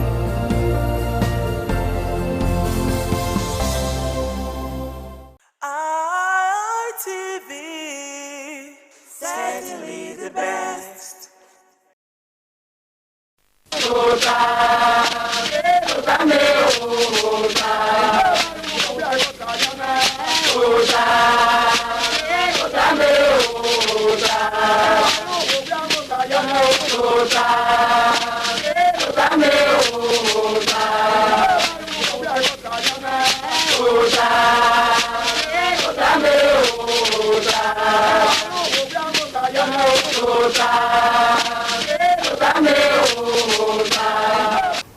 Ọ̀hẹ́ bọ́tà náà, gí bọ́tà wíṣẹ́ ẹni wọ́n ẹ̀. Ẹni máa gbàkàndé náà ọ èrùn, wọ̀ irun, wọ́n ní máa gbàkà. Ọ̀rẹ́dẹ́ máa tẹ́mẹ́ dẹ̀ Victor Bisugbe ni máa gbàgbàkà ẹ̀mẹ́ náà. Ọ̀tọ́ wọn bókè yà. Ẹ̀dùnẹ́wù zọmù. Èrùn màá gùn ẹ̀ka náà, ẹ̀mẹ́ èrùn náà, èmi náà kú ẹ̀wà náà. Ohun náà máa ẹ̀háyà léhùn. Òṣàlẹ̀ bọ́ àná fún ẹ̀gbọ́n máa yá. Ọba àtọ́pẹ́ yìí. Ìṣe mẹ ọ̀sán ọ̀bọ̀sẹ̀ ń gé mi rí ẹ o. N'ọ̀rí ẹ̀dọ́gba yàn ká ẹ̀ ọ̀rẹ́ dùn yà fẹ́ rẹ̀. Mẹ̀rẹ̀ dùn tó wà yà o. Ẹ̀yà bẹ̀ tẹ̀ nìrí òun akẹ́nìrí sí. Òṣàlẹ̀ bọ́ àwọn owó dùn à ọbẹ̀ yọ ọdún tó hàn. N'ọ́gí ìgbéràn wà yà fẹ́ rẹ̀. Ìwà ni da èyí máa yà fẹ́ rẹ̀. Ẹ̀rìn ni màtá n'ọ̀manọ̀rọ̀ n'ọ̀rí ẹ̀ yóò wà rí wọn. Lèmi n'ọ̀gbánẹ̀wò náà. Kátikáti àríọ́bà nọ̀rọ̀ náà láti gọ́ọ̀mẹ̀tì ọ̀rẹ́ òpẹ́wòlù sábàrànjẹ náà rí èyí sí yọ òyàn náà yà dọ̀lẹ̀ wò náà yìí èyí ọ̀rẹ́ náà náà ọbẹ̀ dó ya fẹ́rẹ́ ọgbà ọ̀rọ̀ tẹ́dó ya fẹ́rẹ́ sàlùbà náà gẹ tọ̀ náà gẹ pẹ̀ náà gẹ ìnà má rárí ẹ̀gbọ́n ni mànìwé gáì kí mànìwé gáì ya fẹ́rẹ́ èyí ni mànìwé má ọ̀rọ̀ adì màrí ọ̀yà ọba àtọ́pẹ́ ọ̀tẹ̀mẹ́ ẹni máa gbà kánà ọ̀rẹ́ ehun bọ̀ ehun nebùtẹ̀ prayer ehun ọmọọ̀sẹ̀ ní afẹ́rẹ́ àìrí ni ehun ọmọọ̀sẹ̀ ehun ọ̀sẹ̀ ehun náà ní wọn ẹ̀ gbẹ́nà yà rẹ̀ ẹ́ gbẹ́nà sàrọ́bọ̀ yà màmá ẹ̀ orí ọ̀pá náà rẹ̀ ẹ̀rọ ehun kéwà àṣẹ ọwọ́ wọn náà gbọ̀n lùsọ̀ ọgbà rí èèyàn wá ló yà á gùn. Ìbáìbọ̀ ni màá rí ní ehun ẹ̀yà fífẹ́ rẹ̀. Ìyẹn rèé rọ̀ ǹdàwùsọ̀ àná dé màá rí gbà ká ẹ̀yìn lọ yẹn. Sípà ehun màá gbà ká ẹ̀ nà. Ehun kí a ó dọ́wé sí nọ́pì àgbẹ̀ nùgbàmù àgbẹ̀ nà ó gbẹ̀ nà yàwó ìnà má ó pààlọ́ ba ẹsẹ̀ sẹ́mẹ̀ sí ehun àyà rẹ̀ nẹ̀hó rẹ̀ dọ̀ ẹ̀yọ̀. Ehun náà ẹ̀kìnàdó ehun náà dó ẹ̀kìnàdí ẹ̀yẹ ẹ̀kí ọmọ náà ẹ̀kí ìwé náà ẹ̀kí ìnáwóyákí ìwẹ̀mú ẹ̀ ehun àyàdóyàfẹ́ ehun ọ̀sẹ̀ mi yàrá gbẹ̀dàgbọ̀n wọn náà ìmọ̀ àyà máa ẹ̀ òdẹ́ yàfẹ́ rẹ̀ lọ ehun sábà ìyá tiẹ̀ ní ma ehun ọ̀pàṣẹ tí yà ìfẹ́ wòlíà. Ehun ẹ̀ máa gbọ́ akana ẹni wọn ẹ̀ ẹbí bóta rẹ̀ dẹ̀ náà náà ọ̀tẹ̀rẹ̀ Victor Bisugbe. Bàbá bẹ́wà ó ehun ọwọ́ ehun mú sọ ọ́pìà náà yà gbòdẹ. Ehun náà má pàtàkì ẹ̀rẹ́wà náà nígbà ọwọ́ ehun ràmùdíà ní yòókù tọ́bùn ọ́pìà ọ̀ràmùdíà náà rẹ̀ dẹ̀ tọ́bùn ràmù. Ehun náà àṣẹ lùsàlóbù ayé ní ìdánwò àdọ́wọ́ ẹ̀yìn nù wà nù ẹ̀rù dẹ̀nà gbá wọ́n náà ń sàmú òwú bá mẹ́zẹ̀ ehun ràmùdíà ní yóò kó tọ́bùn pure ràmùdíà náà rẹ̀dẹ̀ tọ́bùn ràmù zẹ́bí ní kárìtà ẹ̀bọ́n ọmọ kọ́ máa nù mẹ́ ẹ̀kọ́ ni mọ́ ní ehun àyà nẹ̀mí ehun àyà nù sàlóbù ayé ọmọ kpákẹ́ kan wà pàgọ́ wà tí o sàrẹ́ bọ́ dérí ẹ̀ ọ́ náà mẹ́ tó di gbọ́ ẹ̀ ń lérú wọ́n yìí ní ẹ́ bàbá wọ́n náà mẹ́ ẹ̀mú ọ̀kẹ́yà èmi nọ́kẹ́kẹ́ nira ọ̀yà asú èmu ọ̀kẹ́kẹ́ iye ọ̀yà asú èmu mímà má bẹ̀ yẹ hù má bẹ̀ jà asú ègbé náà dè ní wẹ́ èrè màgbà lọ ọmọ ẹ̀ sì mà òbó ẹ̀mú náà nà wà tá náà. Asẹ n'okwa ọrụwehu hụda wee na gu nana èyí hírehe lọ́wọ́ mọ́ kúrò lámọ́tò unehu sàrẹ́bùa sùwẹ́rẹ́ origbo unehu ẹgbẹ́ ìyá gbàkẹ̀rẹ̀ òdúgbò orí ẹkì kìnìyàn náà èèyànrọ̀ ẹ̀gùn ẹ̀mí ehun n'okwa ẹ̀wà ni mami ọmọ anẹ́nẹ́hu oye wo ma no ma e be na ya ne osalobua yin he ora be ikefe iwe iwe eboru ga oye no ya nu he wa yo sawebo we be mi eniyan wo ma sawebo o fa fi o ma fi gbe o we digo neru o we no ebo na do wona me ebo na do wona me onye wa iru ane iru yi eru magbe hu da we o ma ne neru esu eyino o wa ne neru esu mame osalobo na ye no wa ma radio we ni mahara igbo na ga neru ni mame ke na mi de ko de na ya no yin bebo na ba ti ari ga neru ni ke na su na ọba tó pẹ́ iṣẹ́ ẹniwọ̀n wọ́n dáyẹ̀ náà tàí ọwọ́ ẹ̀kọ́ ló dẹ̀ láde èrùn àná àyásí wọn ẹlẹ́wọ̀ panáyá lérùn ẹniwọ̀n ẹ̀ ehun orí sẹ́yìn yafẹ́ ehun ọwọ́ ẹ̀ máa tà ló sàlọ́bọ̀yà wòrò yafẹ́ sọ́pá kọ́ àwọn lọ́wọ́ yọ ẹ̀yìn ẹ̀rùn ọ̀rọ̀ yíwẹ̀ òhìọ́nẹ́ ehun òhìọ́nà ubeye supa aseno lelekia abeye anenu yewi eyi na do duna owe duna to wa duna ni maya o duna eru no emi ri asobo yafe ni yama won ewo modo a uro wodo mami mo bia gberu yaru eru ya so gbewe uno ko mami o ma mo se tin ne koko wa ya we eruno ehunu we ri aye uneru yo nu kuni ya ma se ase ni gele ale ne woni kia e kina dona we ni kata si we ya pa wo wa pa uneru bo no wa ye eri we ya una bo do mi ni wa do mi na o sa lo bo so no go dua bó ṣe náà yọ̀mí gbé bó ti góòlù wẹ lérùn lámẹ́wẹ́ àfiwòrí rẹ̀ dàgbọ̀n wọn èrùn àyà mọ́ àgbọ̀n ẹ èrùn erí máyé máyà mọ́ àgbọ̀n ẹ òkú ọ̀nà hàn wá ọ̀n lérùn nìyẹn bí ẹ nìyẹn mímọ́ nìyẹn mìíràn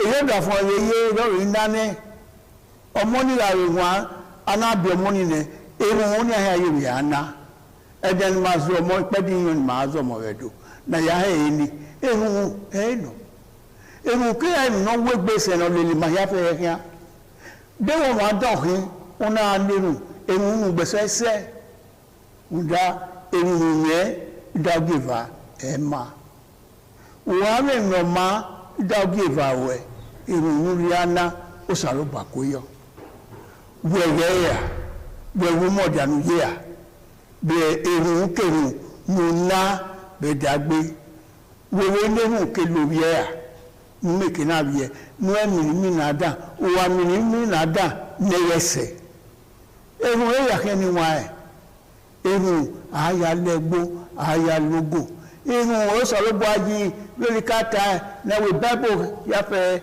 ehun no ehun ni abraha se tayo ehun e ma uza lo de ma agwa kan no yen so pa behun wa khine ewo bohine eten bohine moni ro webe we ro akino wo ne ro wa yan re webo wa ti go na le ru ge eni ero ni o se ke ni aye we wa ma wa ni mo ro bo ya fe ya dun genu wa no we no ka ori we du gbe o salo ba di gbe yin ni ka no ge mo ni yo no re ugbona aogono atuwe arieki nwala moto arieki nwala moto arihe ehun ehino ima ho na yu ware we ke ehun ye we dagbima oke polo sisense ye ko wa ta neru so pa ehun nese orero oni owewu we ya gbo wa uyo pe ari osi uri ogwe te sera ebi so meti sunu wa neru bu aya gbo de o ma ni ma me yan wu ere o ma mo nko no ru iwe dawa eyi rai oi fufua ehun magwa kana ni wa gbo wa kewude wa so ke wa va wukeri vai gbeso ma so yobo kan hu owe we to saloboa gbeso yobo yo ominya o oni ru yo keri vai wo so na we ni vai ni we se mi ayo egbe no a ni la se ti mi vai ni no a to pon saloboa we ni se ti mi vai no a wa no vie vai ni ne we yo se ni mi vai a ro ba no se won mi go owó ebèrú yé nọ lọ́sọ̀ wọ́n ebe ebèrú rẹ̀ lọ́sọ̀ wẹ́ nìkísà òwòtá máa wọn mara rìn ló yé wọn ó lè rùn lọ́gbọ̀n ẹ̀rọ àrùn rẹ̀ èrù wọn ọ̀rí dìgbàsẹ̀ ègbé wọn yàfẹ́ àìní ọ̀wà nẹ́rẹ̀ hùn òun wọn ọ̀ èrù òun ọ̀wà yẹ ẹ̀rẹ̀ gbé wọ́n ọ̀tẹ̀rẹ̀ bìzùgbé. wọ́n ní wáyé ló kàn án nẹ̀ èrù ọ̀ dìgbàsẹ̀ nínú yàfẹ́fẹ́fẹ́ òhun ìtagbọ̀n náà ọmọ ní ehu òhun ọmọ ní ọyọ ọmọ ní máa dùn ọmọ ní rírà dùn náà ní ehu ìlú kàn náà wọn kọ́ wọn yàrá rẹ̀ ò gbọ́ tí ó wẹ̀ léle ehu ọ̀rẹ́ ẹ̀tí náà mọ́ ehu ọ̀rẹ́ ẹ̀wà náà mọ́ ehu ọ̀sùn ọmọ abẹ òdẹ̀nà wà bóyá ehu wọn yà sùn ọmọ ahẹ wọn bẹ gbẹ ehu ẹwẹ ẹ̀nà ọmọ nìyí kẹ́ẹ̀kẹ́ ìrọ̀rùn àníwẹ̀ lérú gíní ihe kòkòrò ìnàkùgbé lọ́mẹ̀kẹ́ náà dèrú fíé mú dáwẹ́ èrú náà àrùn kan ẹ̀ẹ́nù èrú ọmọ òkọ́ èrú ẹ̀ẹ́sẹ́ ó sàábù àgbàgbọ́ yọ ọwọ́ òkọ́ ọ̀nà àmẹ́rù ọ̀gá sí ìhùdà ọwọ́ ẹ̀sà àrẹ́pà pèmí ènìyàn ni yẹ yà dún sisi ni yẹ yà dé ẹ yẹ yà gbọ wọn o sọ àwọn báyìí pè mí yìí ní àmà ìwé tọ ni yẹ yà dún ẹ o sisi ni ẹbí tọ àgbọn náà ẹbọ ni ìsàlùkọ àbí tì yọ wẹ èrú wọn ọmọ òkọ ọwọ ìmọ kàkà bọ wá sí oníyè lórí họ ọ̀nà wẹ the prayer of a wicked person is an abomination ìyẹn wò ni ẹ wọ́n wá sí àlébò yẹn. Iye de bia hwe ye hwe oni o se na mewe ohu no ma aya lehu ewi no ma o le lehu kian tehu o hehebo o hehu tu o hehu wa to diamu o to wa mu o ye gbera mi no ma eni lehu ye odigbagbe o ma ko won na ya we ni o na ya nehu emi ni ya gbin ọ agbẹ̀yàní mọ́mọ́ wà ní nírù ó yọ ọ̀nà máa ń wẹ òsàrọ̀ húdà ó sàlóbù ayé ẹ̀wẹ́ lára ẹ̀rù náyẹ̀rà nẹ̀yìn ní kéwì ní wọn kọ́ mọ́ wí ìgò alọ́ ẹ̀rù tí yìí hìn abẹ́ hó ẹ̀rù àmì ẹ̀wù bọ́nú wà dá yìí wọ ọ̀nà ẹ̀rù ńgbẹ́ hó ọ̀nà hìn èmi kéwì nìwẹ̀ ń tà ní ọlọ́run gbogbo òhìrò orí ọ̀nà mmanú yàtà ni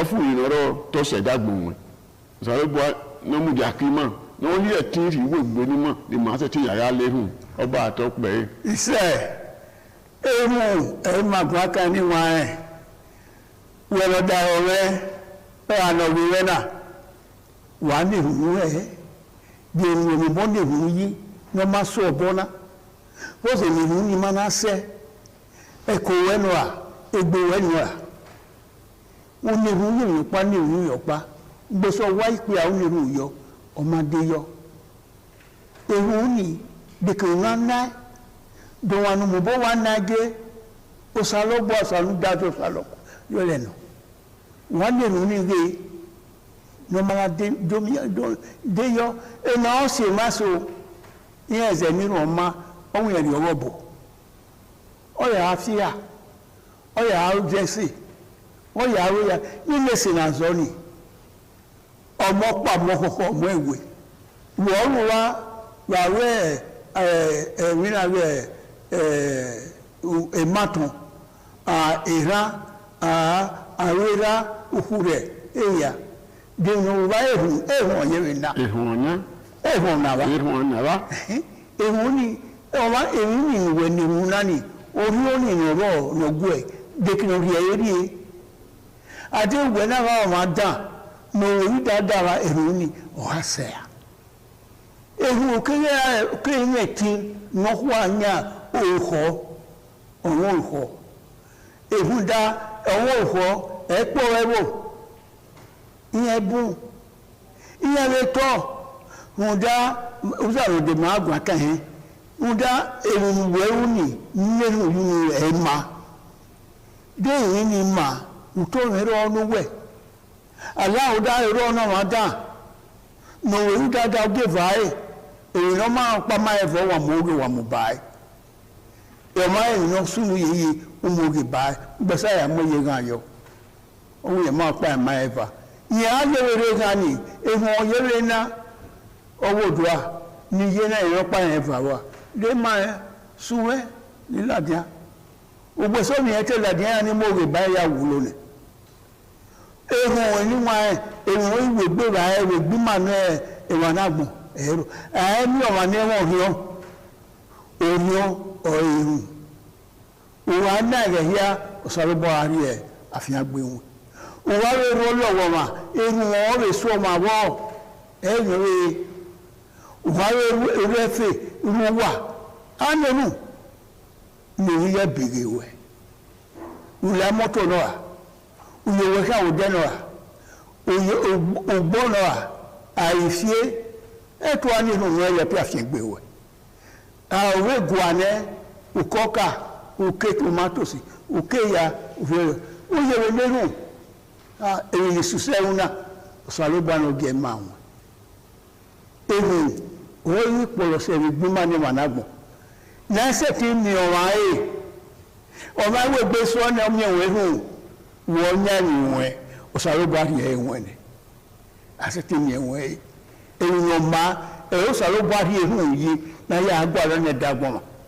náà yà agbára náà ẹ̀wọ̀n náà yé wíwẹ̀ nàìjíríà yé náà á ní ẹ̀hùn náà ma wíwẹ̀ Edo state yé ká ní ẹ̀hùn náà ma èèmọ̀ yà fẹ́ nìyí mọ̀ ẹ̀ ní tàlà ọ̀dà ọ̀là rẹ̀ ọ̀tún ẹ̀yẹ̀ kí a bọ̀ ní ẹ̀hùn.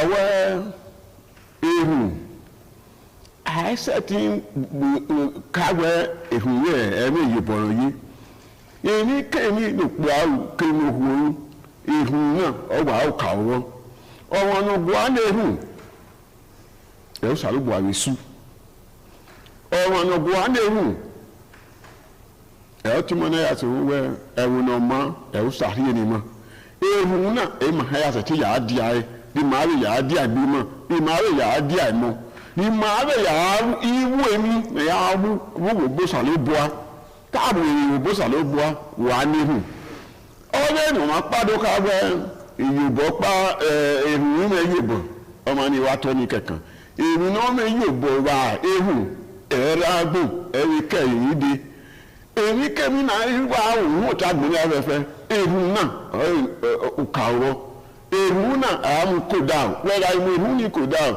o sa bo ya afian gbe o ye nu o yu to me o ye nu o ya allow down o ye nu o yu mane o ye nu ku we kere mo kewa me e dagbu wa o yi se no ma pado ka we o ko ye kan ya wu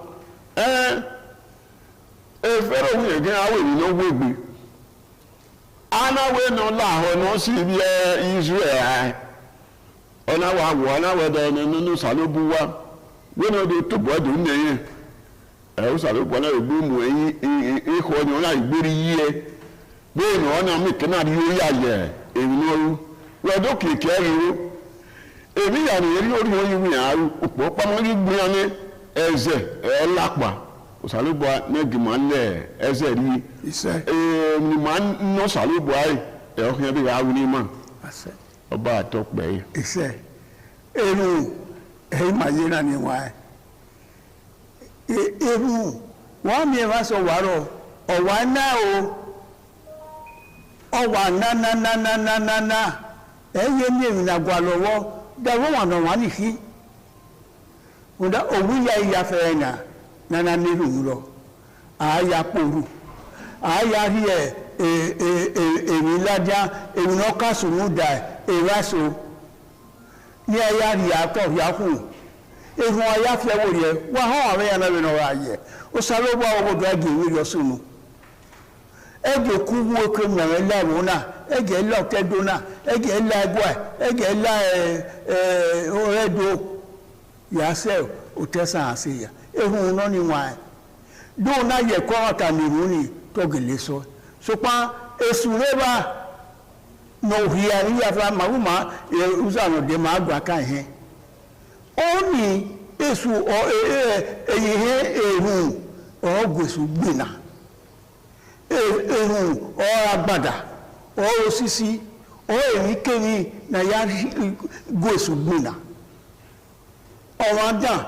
eboda otada e ma ro o wa agbo ase no salo pari ne na wa ya ri ari no o salo para ri eru ona ri no ma na ya mewe enwe won nita o wa da tada we boto awu o maru e ro pa wu wa mi mefa wo ehun ke ai mefa ni wa mefa ni o salo ba ari ni ma ya fe we de ra mi ani wa bota na ma ye na iru e ma ya mo yoto o tan ga bi kan bone o to e do na gugba de na wuzo mu efu ma don kan na ne ka go ale hu we no wo yi gugba ni hu ehu e o so ma paso e o so ma ravan we ga heru ko da o emi kemi ya we ni boyi te ya hian gbin anu ibi le na da to epu ibi da to iku iwe tun ya fefe kate imanire kabetu imanire igusa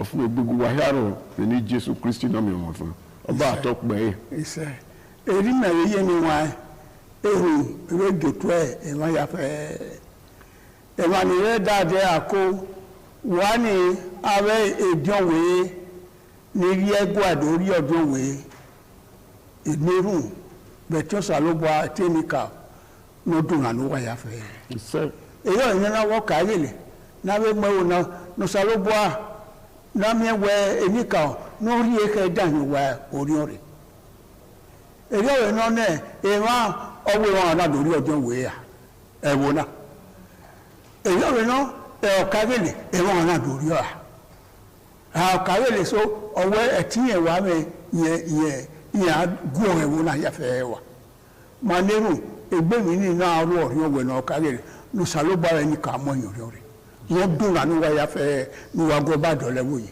ira wo don we ye wa ni ma we ri odon we no we ri o no ma ye gwa o salo ba no we ru yo bo nu wa aka se no salo ba ri ni wa ze wo dio odun ze we dio wa nu do ya ri ege ni o do ari odon we ni no salo ba je gba won o dun la ni wa ya fe awe ejo we o tere no ri pe ọdún anu wa ya fẹ́ iya ni re igo wazuwa iya ri go mokuwa iya ri abe iya ri sopon ba iya ri owo iya ni re da de wo ya fẹ́ ni maseti sunu yi eni kan la owo be ti oba we do ya fẹ́ to ọdún anu wa ya fẹ́ duna to wa duna nu wa ya o duna to wa duna nu wa ya do me duna to wa duna nu wa ya baba duna ọba to pe se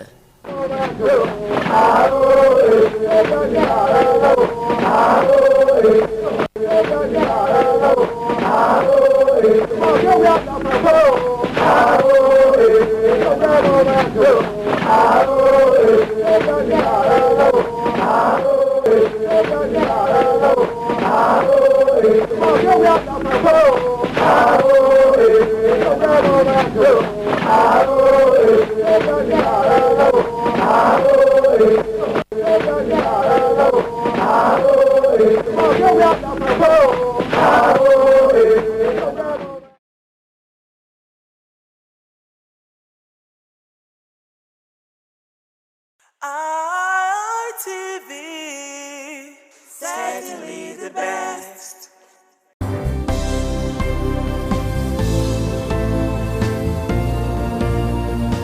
Thank you very much for joining us on the program Healthy Living. What is the kidney? The kidney is an excretory organ in the body, which is for metabolism. Tuberculosis affects many organs in the body, but the common ones it usually affects is the lungs. Epilepsy is a neurological problem. Okay. It is an injury in the brain which causes someone to begin to convulse, to go into fits. It is curable, but the cure is a long-term thing. If you eat well and avoid those risk factors that will make your immunity to be down, then the risk of contracting tuberculosis will be reduced. If you're healthy, then you're wealthy.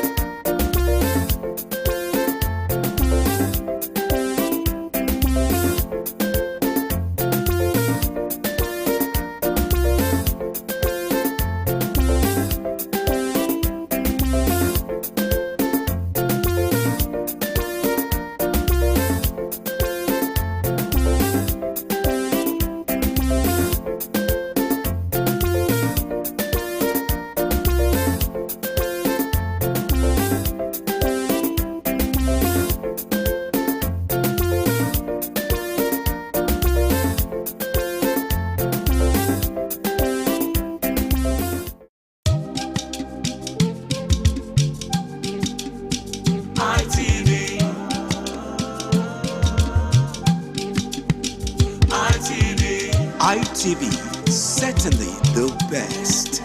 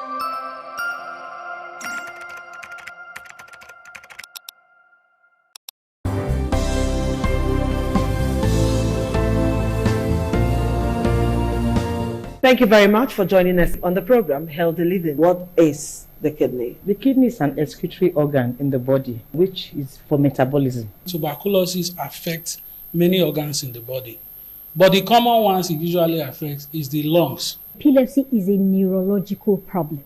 Okay. It is an injury in the brain, which causes someone to begin to convulse, to go into fits. It is curable, but the cure is a long-term thing. If you eat well and avoid those risk factors that will make your immunity to be down, then the risk of contracting tuberculosis will be reduced. If you're healthy, then you're wealthy.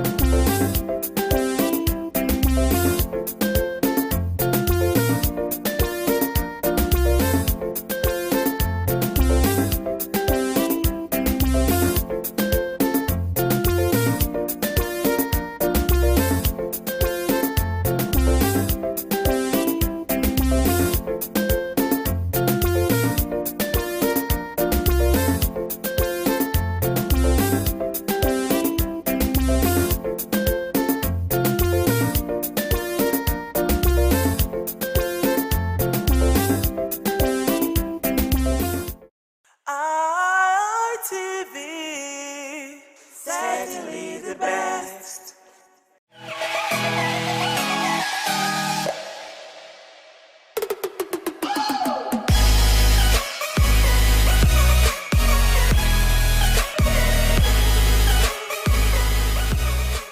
All right, beautiful people, it's another lovely episode of your favorite Men's Rendezvous on television.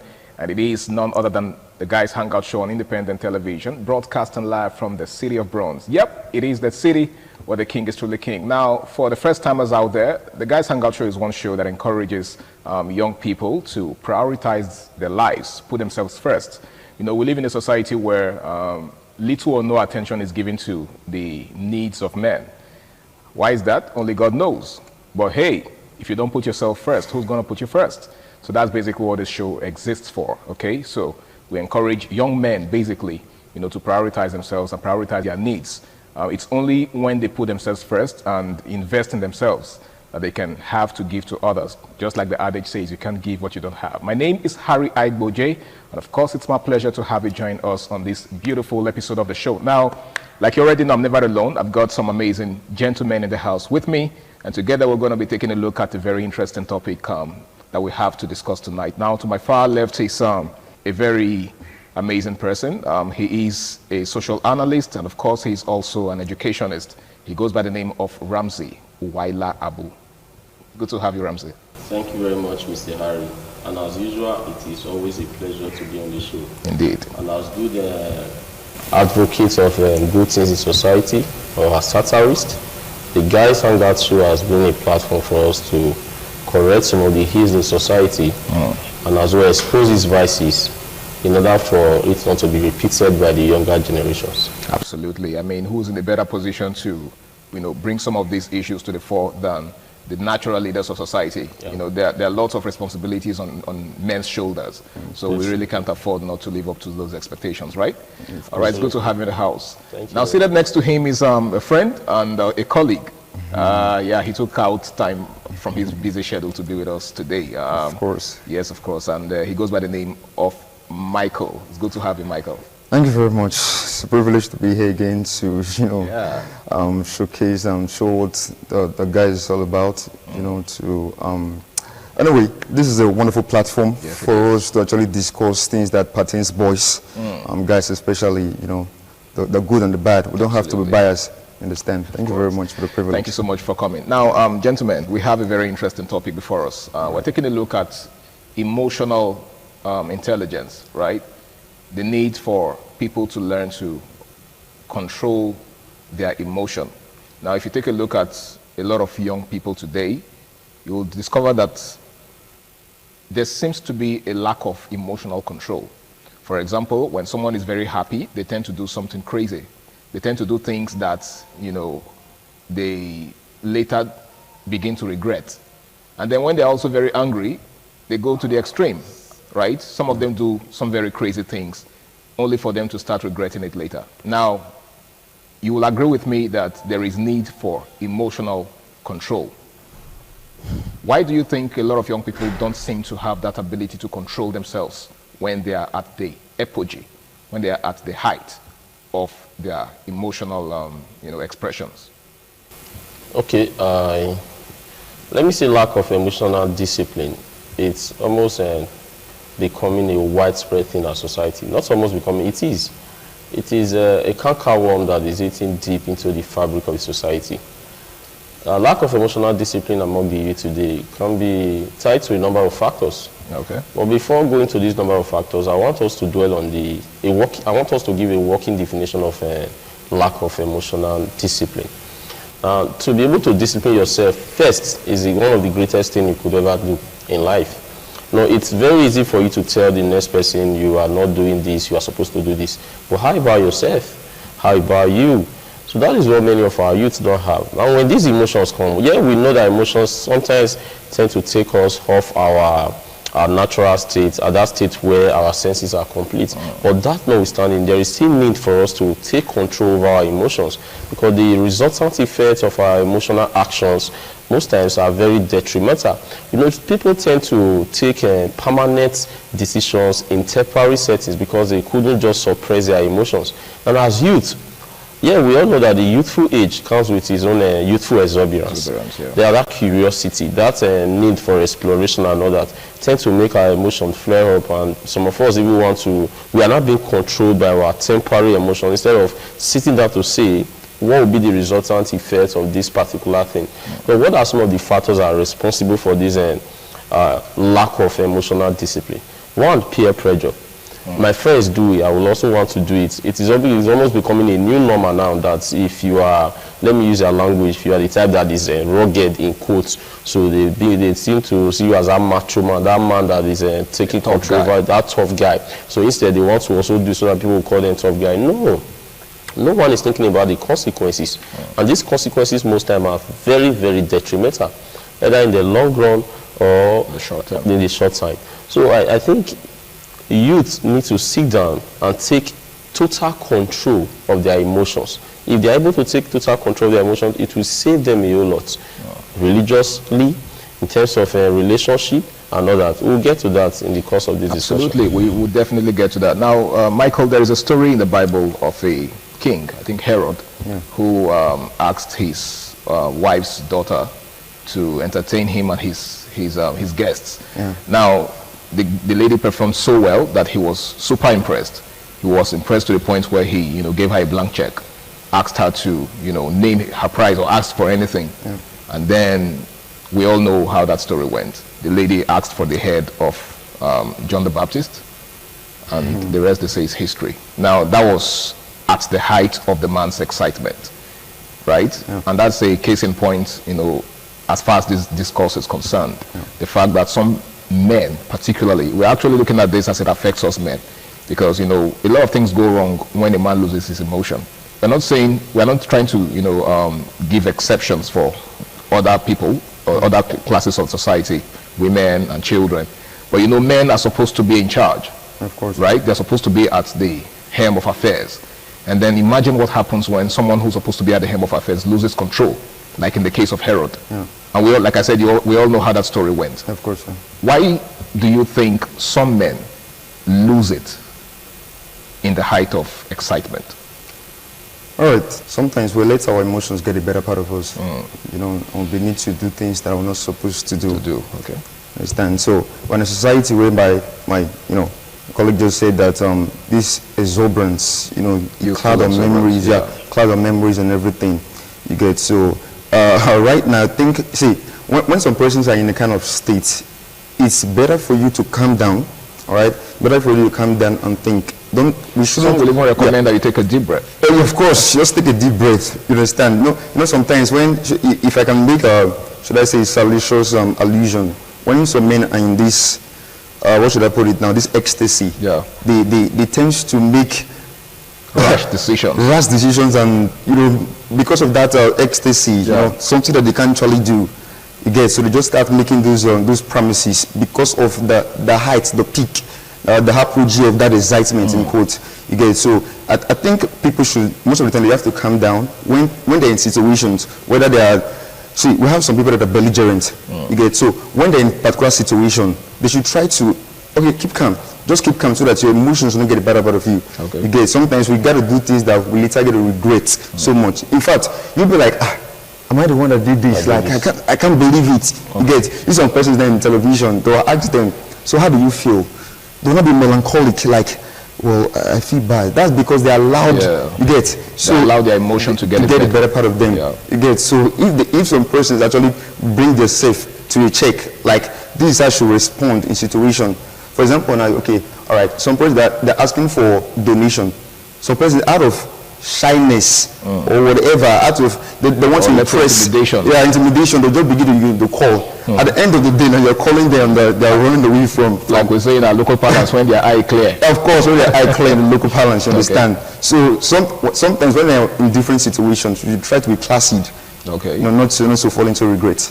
Now, there's a particular story I stumbled upon on social media of a guy that was just thinking aloud, right? Some of these guys will just come on social media and say certain things, like share their experiences and all. So dude was talking about an experience he had with his, with a lady, right? He said that he used to, every time he comes on social media and sees people talking about PS5, that he remembers a certain experience he had with a lady, how that he used to play PS5 a lot, and then at some point, a certain girl he was dating at the time got fed up with the fact that he was getting too addicted to the game. And then she came, seized the PS5 and then soaked it in water, right? And that was how he lost his PS5. And ever since, every time he hears people talking about PS5, that's experience just, comes rushing back into his mind. Now, this, to a very large extent, has affected lots of relationships, right? We have people men who just tend to lose their emotion or lose their senses the moment they are angry, for example. Lots of cases of DV, domestic violence, are born out of this, lack of emotional discipline. You're angry, someone offended you. Now, just like Michael just said, one of the measures that people usually recommend whenever someone is angry is that they take a walk, right? Yeah. Take a walk away from the scene. But that doesn't seem to be the case anymore. Now, that singular act by that lady was born out of a lack of emotional discipline. Now, how much damage do you think this could, do to society if it is not checked? Definitely, it will increase the number of inmates we have in our prison. It will encourage more violence, as people will tend to learn from the wrong people. It will cause a lot of breakup. It will increase divorce. It will increase the rates of crime. When we're talking about emotions, it all starts from the mind. People should learn to put their mind in check. Well, before you act, definitely these things have been conceived on the mind. You tend to brood on it on the mind. You tend to ruminate on it on the mind. If you are able to keep those things, those negative things on your mind in check, it will not result to emotional outburst. You're saying it all begins with meditation. Meditation, premeditation. You see some of these things that people do out of, I call it emotional outburst. They've conceived it on their mind for some time. Though some persons are short-tempered, but that notwithstanding, you still have to do with something of the mind. They ruminated on it on the mind before they will say, okay, let's take this action. So these things should be discouraged. If it is not discouraged, we'll have so many ladies who will later regret their actions in relationship. And going to the case you just cited, sir, concerning the young lady that decided to soak the PS5 of her boyfriend, immerse it in water and all that, that's because she couldn't just keep her emotions in check. Now, this is the same lady that will sit down later and say she will regret that thing she have done. That was not her intention. Her intention was just to get the attention of the man. But now that she have done it, the man is scared. If a lady could do this, next time she might decide to go for the TV or the refrigerator or any other appliances they have in the house. So the guy seems to be living with the trauma now. The guy seems to be living with the trauma, and the lady also live with the trauma. She's traumatized. There are some ladies that cannot, there are some people that cannot keep their emotions in check. And after the action, they always regret it. So the guy, the lady, the emotional outburst is not okay for any of them. So what we need to tell our youth out there is they should learn to always take responsibility for their action, and they should learn to always keep their emotions in check. They should learn to always guide their hearts. Many things comes into the heart. It depends on how you ruminate on it before you give it out. The heart is like the processing unit. If you process it well and decide to say, okay, let this thing go, or I will report this to the authority, you do this yourself before doing that thing. Not you trying to just get everything at this before you want to attack. No, at the end, those are right to become wrong. So I think people should learn to discuss some of the things they intend to do with themselves. Before bringing it out. Okay, now, Michael, while he was talking, he made reference to the need for accountability. And that's should I call it a currency that seems to be lacking in recent time, in modern day, because a lot of persons would rather push the blame to someone else, the blame for their actions to someone else. And the blame game continues. It seems like a cycle. It's a never-ending phenomenon. Someone does something wrong, and instead of owning up and saying, oh yeah, I did this and this is why I did it and I'm sorry, they keep looking for somebody else to push the blame to. And then the person you're pushing the blame to also wants to push it to somebody else. Where does this lead us? All right, there is this cliche which Nigerians always use, is the devil's work. Okay. All right, it's not the devil's work. It's inbuilt, it's in you. You need to be cultured. You need to be disciplined. Sometimes you don't have to let it out. There are sometimes you just need to calm down. You just need to calm down, and that thing you want to. There's this thing that, should I call it the super ego, is pushing you to say it. You don't have, sometimes hold it down. You don't have to let it go, because when it goes out, it causes damage.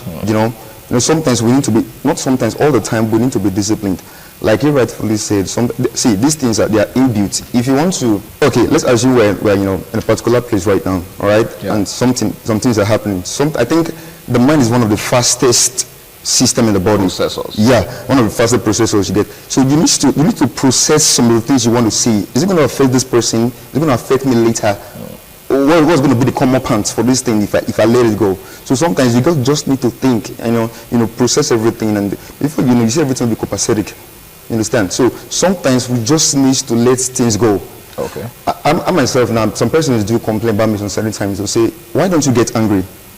Because I know what's going to happen if I get angry. I can't go to prison because of you. I can spend the rest of my life because of you. So all I have this particular method. Either I keep quiet, or I start singing, or I leave. You get, so we just need to have... Those are your personal measures. Yeah, so I have this particular modus operandi. That's the way I operate it. So whether I start singing, maybe infuriate you, but I don't care. You get, so for peace to reign, you get, for peace to reign, I just need to be placid. Before you, everything will be cool. All right, guys, in case you're just joining us, it's still the Guys Hangout Show on Independent Television. And tonight we're taking a look at the need for emotional discipline. Now, emotional discipline seems to be lacking in our day because a lot of persons just allow themselves go when they are at the height of their emotional expression. There's absolutely nothing wrong in, being yourself and expressing yourself. But, it's very important that you learn to put a check on your emotion. Else you do things that you will regret, either good or bad. Now, Ramsey, let's take a look at the attendance effect of these things, right? Now, while Michael was talking, he made reference to the fact that sometimes the effects of these things are long-term. Yeah, they are. And so, for example, the things you say cannot be taken back. Words are like eggs, and when broken, you can't retrieve them. And that is why you must mind your words, you must mind your actions. You must not throw stones at every dog that barks at you. A man that is focused will not always want to attend to distractions. Some of these things these people do, they are distractions. If you are on the moving bicycle, then there is no need to stop. Have you seen anybody that is sleeping on a bicycle? Of course not. No, if you want to get to your destination, you keep moving. Yeah. Now, definitely the people will get on your nerves. People will want to say things that will distract you. But like I always told my students, you don't throw stones at every dog that barks at you. That is a way of keeping your emotions intact. Now, you see, the effects of emotional outburst, most times they outweighs the benefit of it. So if you check some of the things that you will do when you get angry, then you keep your anger in check. And let's not forget, anger is just a letter different from danger. If a man is very hungry, it will lead the man to a dangerous place that the man did not even expect. So with that, I expect everyone these days to say, I won't get angry. Instead, I will report to the authority, or I will do this later. You must sit here and start looking at the resultant effects of what this thing will be. A wise man once told me, he said, we know how fight starts, but we don't know how it ends. So if you know you don't know how a fight is going to end, then don't start the fight. Start the fight, okay. So it's time for us to sit down and say, this is not the time we allow emotions to get over us. Rather, this is the time for us to keep our emotions in check. And most times you find out that you will be very happy later if you are able to keep your emotions in check. Because when you see the resultant effect of most things that will occur when you are not keeping your emotions in check, you find out that it's so detrimental. It outweighs the positive aspect of it. So I think it's always good for us to control our emotions and don't allow our emotions to control us. Like I said before, when you see people that are taking permanent decisions in temporary situations, you know that they are not able to keep their emotions in check. Now, there's a school of thought that it's better to express yourself than to allow your emotions to accumulate. Because when you allow that to happen, it will get to a certain point where, there will be an explosion. And once that explosion takes place, a lot of things go wrong. Do you share that opinion? Yeah. All right. The thing now is that I think it's a stupendous idea. See, share your opinions, but let it be packaged in a way that will not affect the next person. Okay. See, let's assume someone upsets me, and it's been bothering me, causing some my veins, everything. So I want to let the person know there'll be a way. I have to take the person away from the public or from that place, so that person will not feel embarrassed. And I'll take the person to a particular place and start first See, you need to make the person feel calm first, compliment the person first, and then start making your own complaints. Okay. In that, using that modus operandi, it will make the person feel guilty. Like, oh, I'm so sorry. But if you come in a bellicose manner, just in a hostile just be shouting and everything, it deteriorates everything. So there should be a particular way, like I said, the packaging. Just call the person to a particular place. At least the person should be reasonable enough to know, okay, for you to even bring this thing to my table, I think let us solve it. You get, if the person keeps talking and make everything worse, you can tell the person, okay, I've said what I have to say, and well, to God, I've already done my part and done my level best, and you take off. So it doesn't have, just develop a particular pattern that will not make things worse. Okay. Rather make things, ameliorate things. Okay. You get, so it's just be the way you think. All right, Ramsey, what you just said borders on manner of approach. Yeah. Will you share that thought? Yes, another angle to this particular issue is that there are some things that are better left unsaid. Unsaid, okay. Maybe instead of saying it and before you know it creates rancor, state of aggy-baggy, chaos and all that. But then, what you say and how you say it are two different things. You can decide to say something bad in a very good manner, in a way that the person you are talking to will not even know this thing is as bad as that. So if you must express yourself in order not to add fuel to fire, you must learn to put words in order. You know, when a child said, "Mommy, if you are my mother, you shouldn't have allowed Mama Nkechi to beat me like this. I never knew someone can beat me." The child is using words to manipulate his mother. Another person will say, "Okay, Mommy, this is what happened." Okay. So how you say it and what you are going to say matters a lot. But I think if you must express yourself, put all your skills and dexterity, your communicative skills to how you are going to put that message across. It will help settle the dust. All right, thank you so much, Ramsey. Now, on the final note, because time is actually fast spent, what's your advice for people out there who always tend to think after they've acted? Right? There are people like that. Of course. Whereas the normal procedure is to think before acting. But there are people who only begin to think after they've done certain things. What's your advice for such people? Yeah, some persons should develop this habit of packaging themselves to the extent that they don't have to regret their actions. Before you just blow off, think about what is this my outburst going to cause for me and for the person. What is going to be the end result? Okay. Just have to calm down sometimes. You see, the mind is very, very delicate. It can traumatize you. After you've hurt someone with your words, it can come back like a boomerang. It can boomerang, come back to you. You may never believe. You may not even sleep because of what you've said. You are thinking of. So it's your conscience that's not helping you. Yeah, of course. You just need to think like, okay, how will you feel somebody tells you this particular thing you're saying? Shoes, okay. So you just need to just calm down. All right. Most of the time now, I believe you think like, this what I say to this person, let me edit it. Okay. Like I just sent somebody a message. Sometimes it's too late to even edit. Of course, it's too late. You get. So sometimes I just throw my advice and be like, okay, I'm so sorry about that. All right, thank you. Ramsey, you said something about, I know on the final note though, I know you already said something about discussing some of these things with yourself first. Yeah, so would that be your final word on this? Yeah, everyone out there should learn to be in total control of their personality in all ramification. Okay. Don't throw stones at every dog that barks at you. Keep moving and be focused. All right, gentlemen, I want to say a big thank you for taking out time to be with me on tonight's edition of the show. You guys made it a success, and I really do appreciate it. Thank you very much. And I hope that the next time I call upon you, you will be able to oblige me.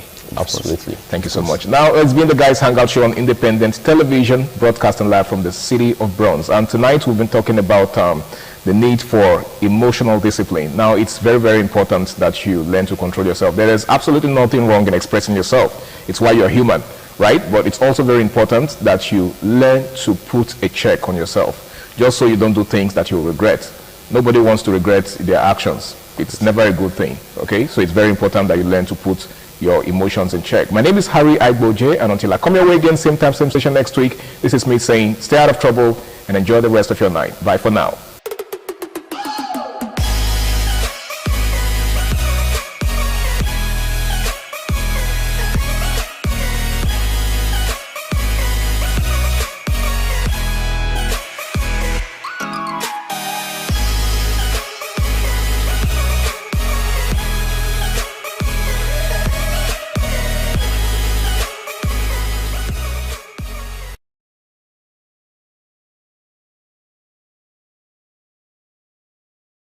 ITV, certainly the best.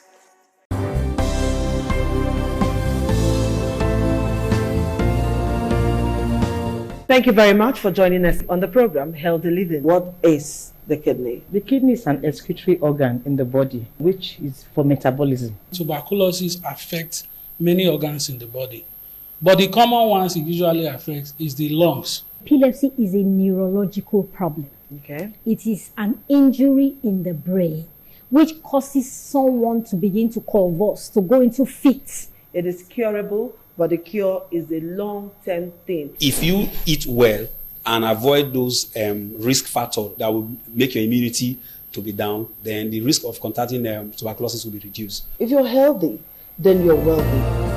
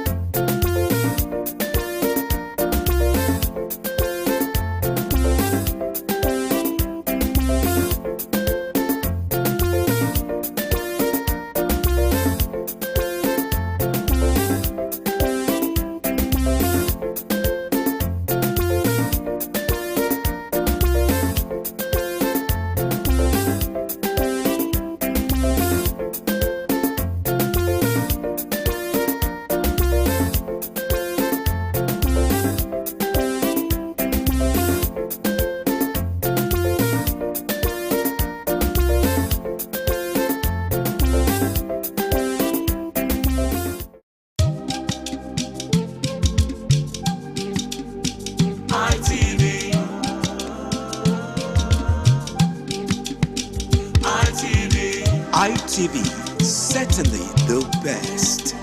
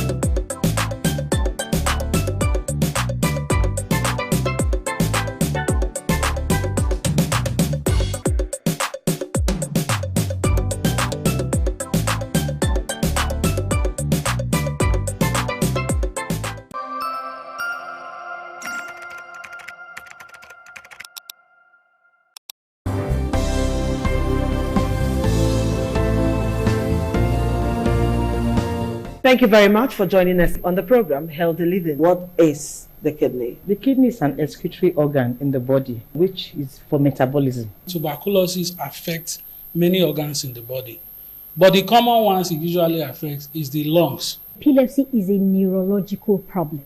Okay. It is an injury in the brain which causes someone to begin to convulse, to go into fits. It is curable, but the cure is a long-term thing. If you eat well and avoid those risk factors that will make your immunity to be down, then the risk of contracting tuberculosis will be reduced. If you're healthy, then you're wealthy.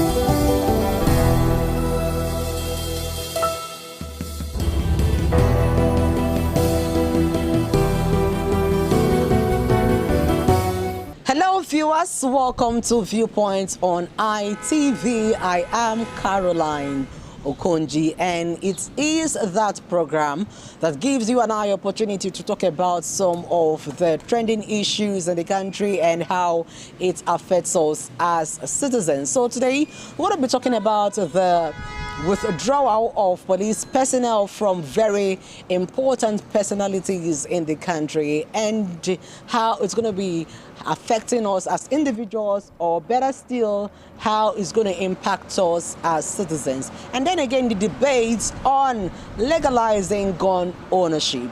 So let's go talk to some persons and hear what they have to say in regards to this topic. It is Viewpoint on ITV. I am Caroline Okonji. The Nigerian security architecture, I think it is a very, very wrong approach at this time. When you talk about developed countries and thinking of how police operate, the environments are not the same. First, we do not have good roads. That when you call for police in an emergency response, if it's like in the developed countries, you see police appearing within minutes. You hear of cases of assassinations in places like America. It's only a matter of days they will find the killers of those people. Those are not the situations in Nigeria. People kidnap people in their houses, people kill people on the way, they don't even know who the killers are.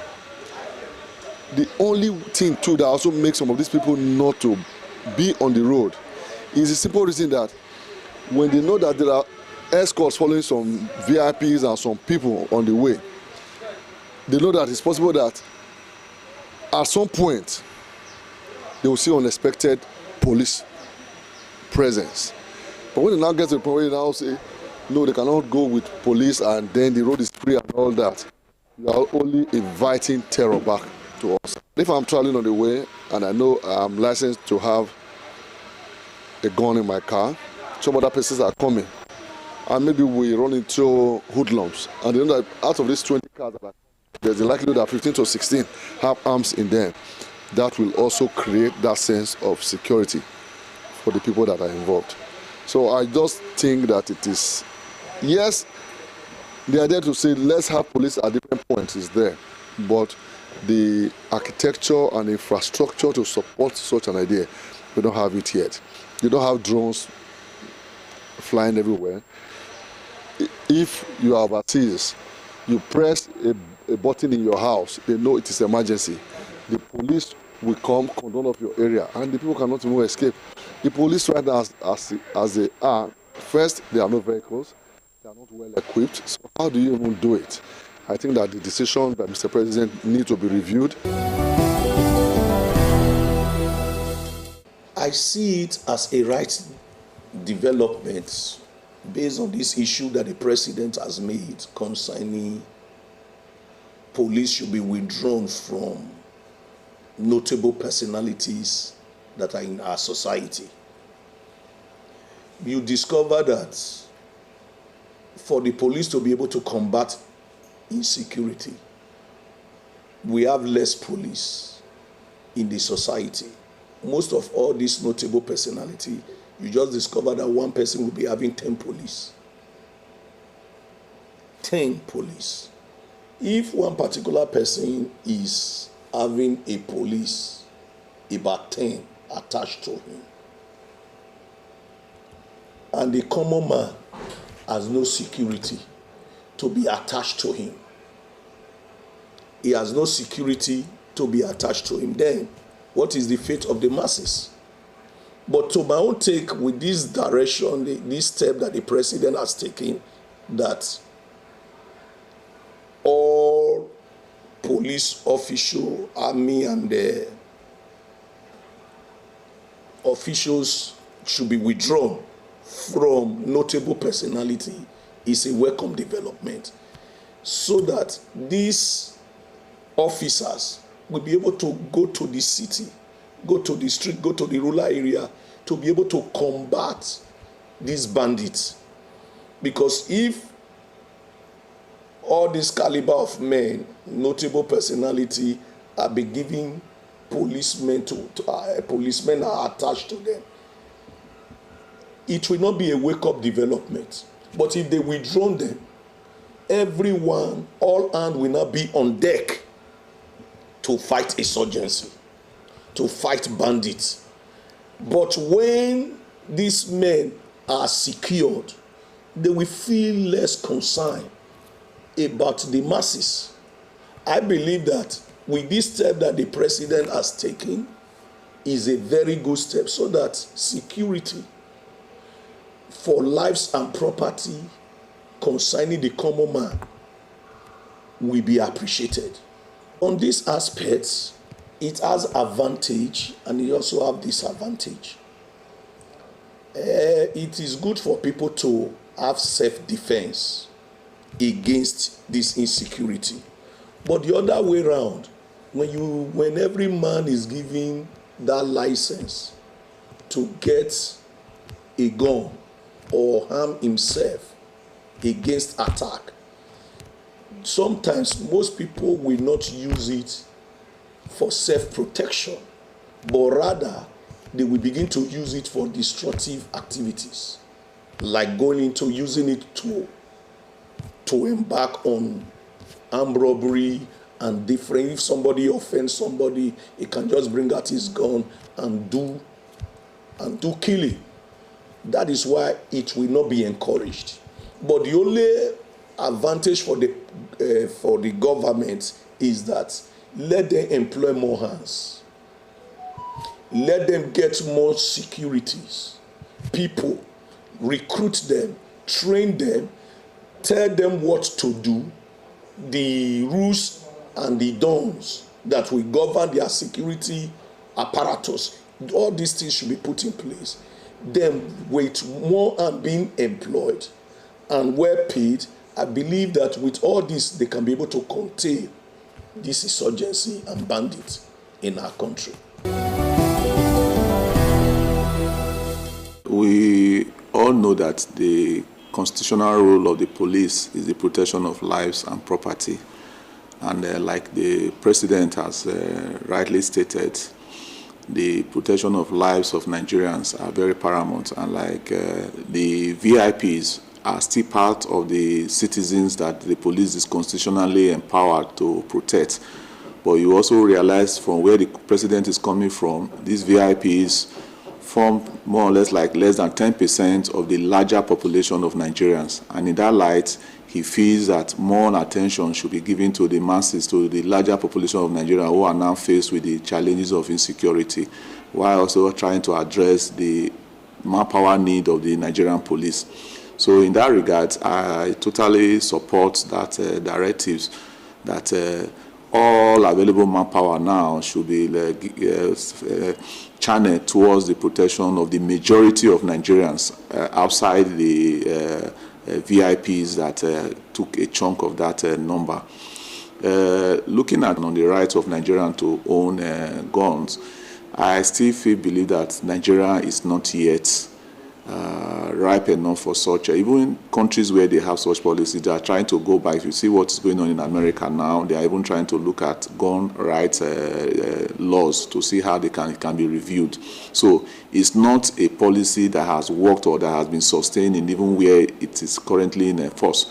So for Nigeria, it is not just our only gun that will solve the problem of insecurity. I can tell you, with the kind of anger, with the kind of issues we have now, if Nigerians own guns, they will be using it to settle personal scores, not even the insecurities now. So that might not really solve the problem. I think solving the problem, we need to go into community policing, volunteer security, seeing how well we can domesticate security, make security the duty of everybody, not necessarily a centralized arm of government like you have the centralized police now.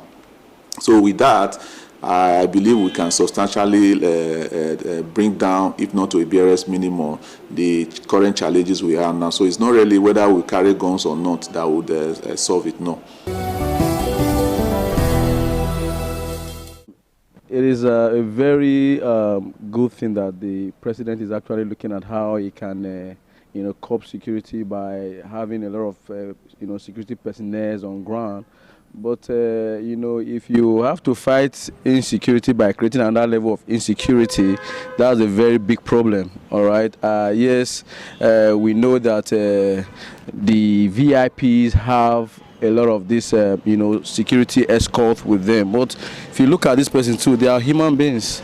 And, somebody who has that kind of, level of position requires some level of security, around him. So for me, I will not, totally say that it is okay to withdraw all the, security personnel from the VIP. No, I do not think that's the best way to go.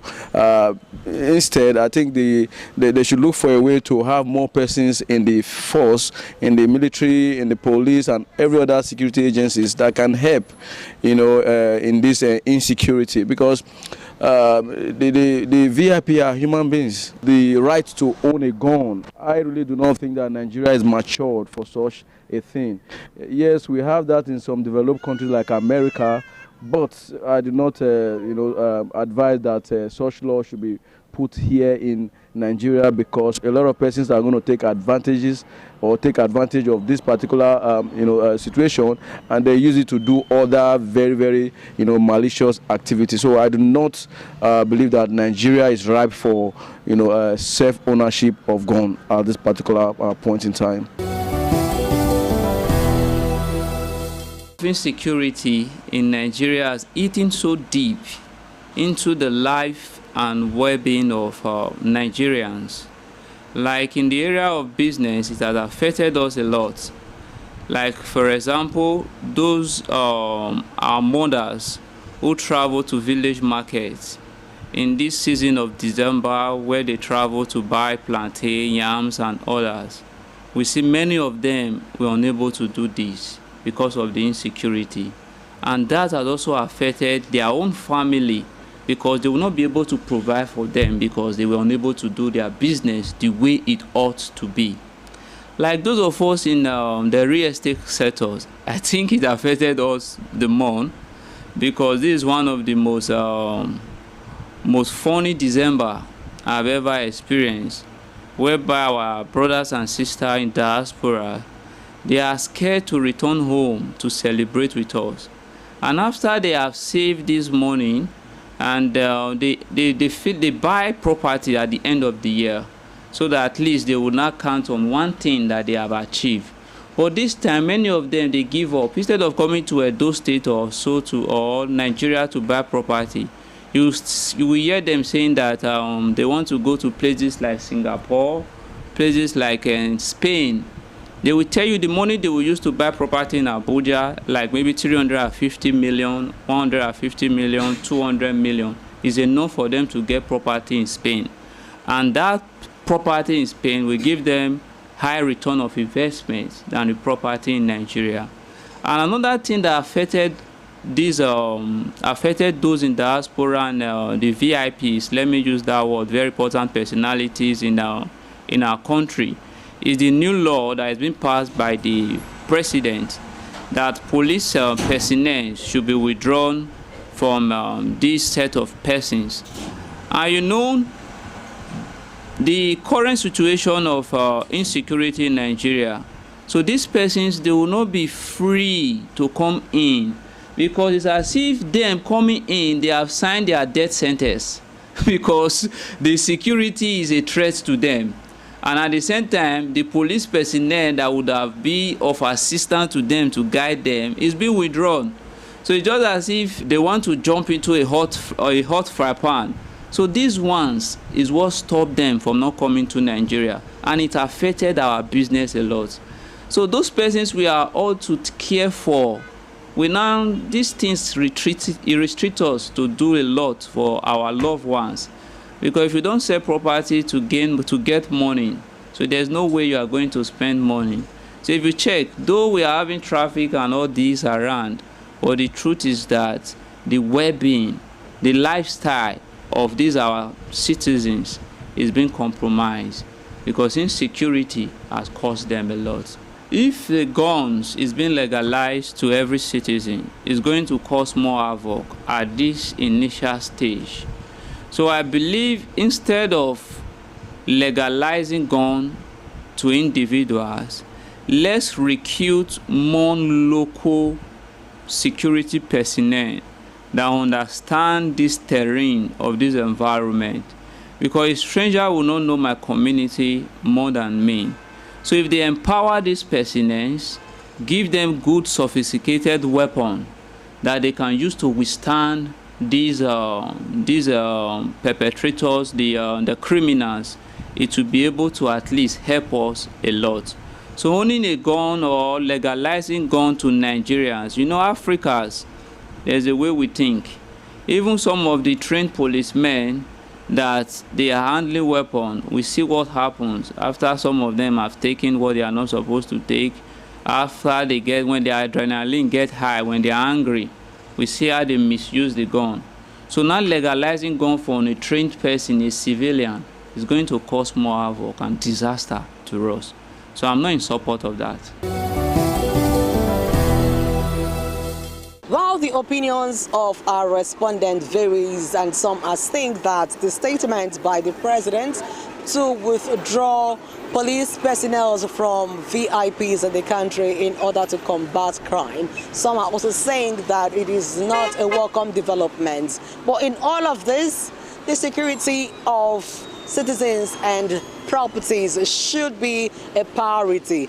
That is what people are clamoring for, and it is something that should be done in order for lives and property of citizens to be secured and for security to be guaranteed. It is Viewpoint on ITV. I am Caroline Okonji. Many thanks for watching. ITV, certainly the best.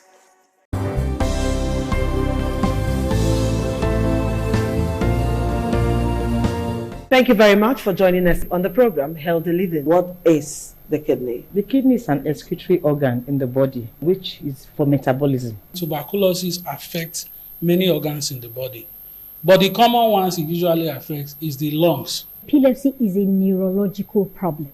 Okay. It is an injury in the brain, which causes someone to begin to convulse, to go into fits. It is curable, but the cure is a long-term thing. If you eat well and avoid those risk factors that will make your immunity to be down, then the risk of contracting tuberculosis will be reduced. If you're healthy, then you're wealthy.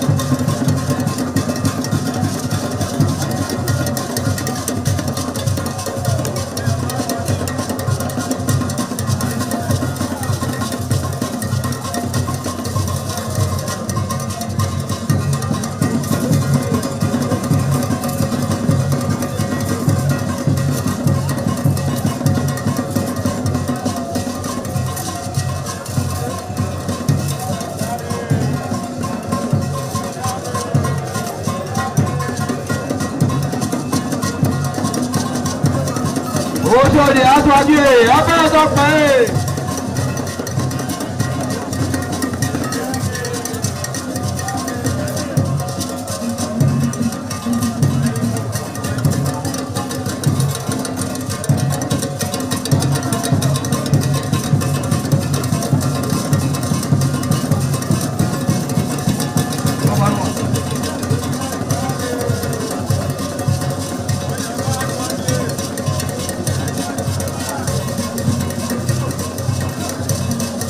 Ayaba aṣáájú ẹ̀ abẹ́rẹ́ tó pẹ́ ẹ̀.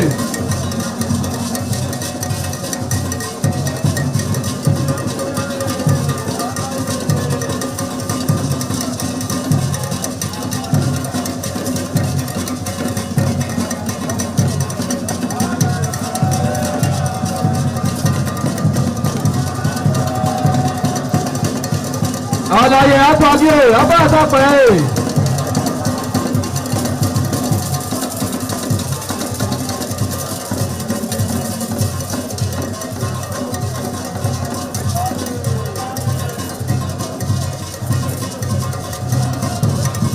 Ẹgbẹ̀júwà.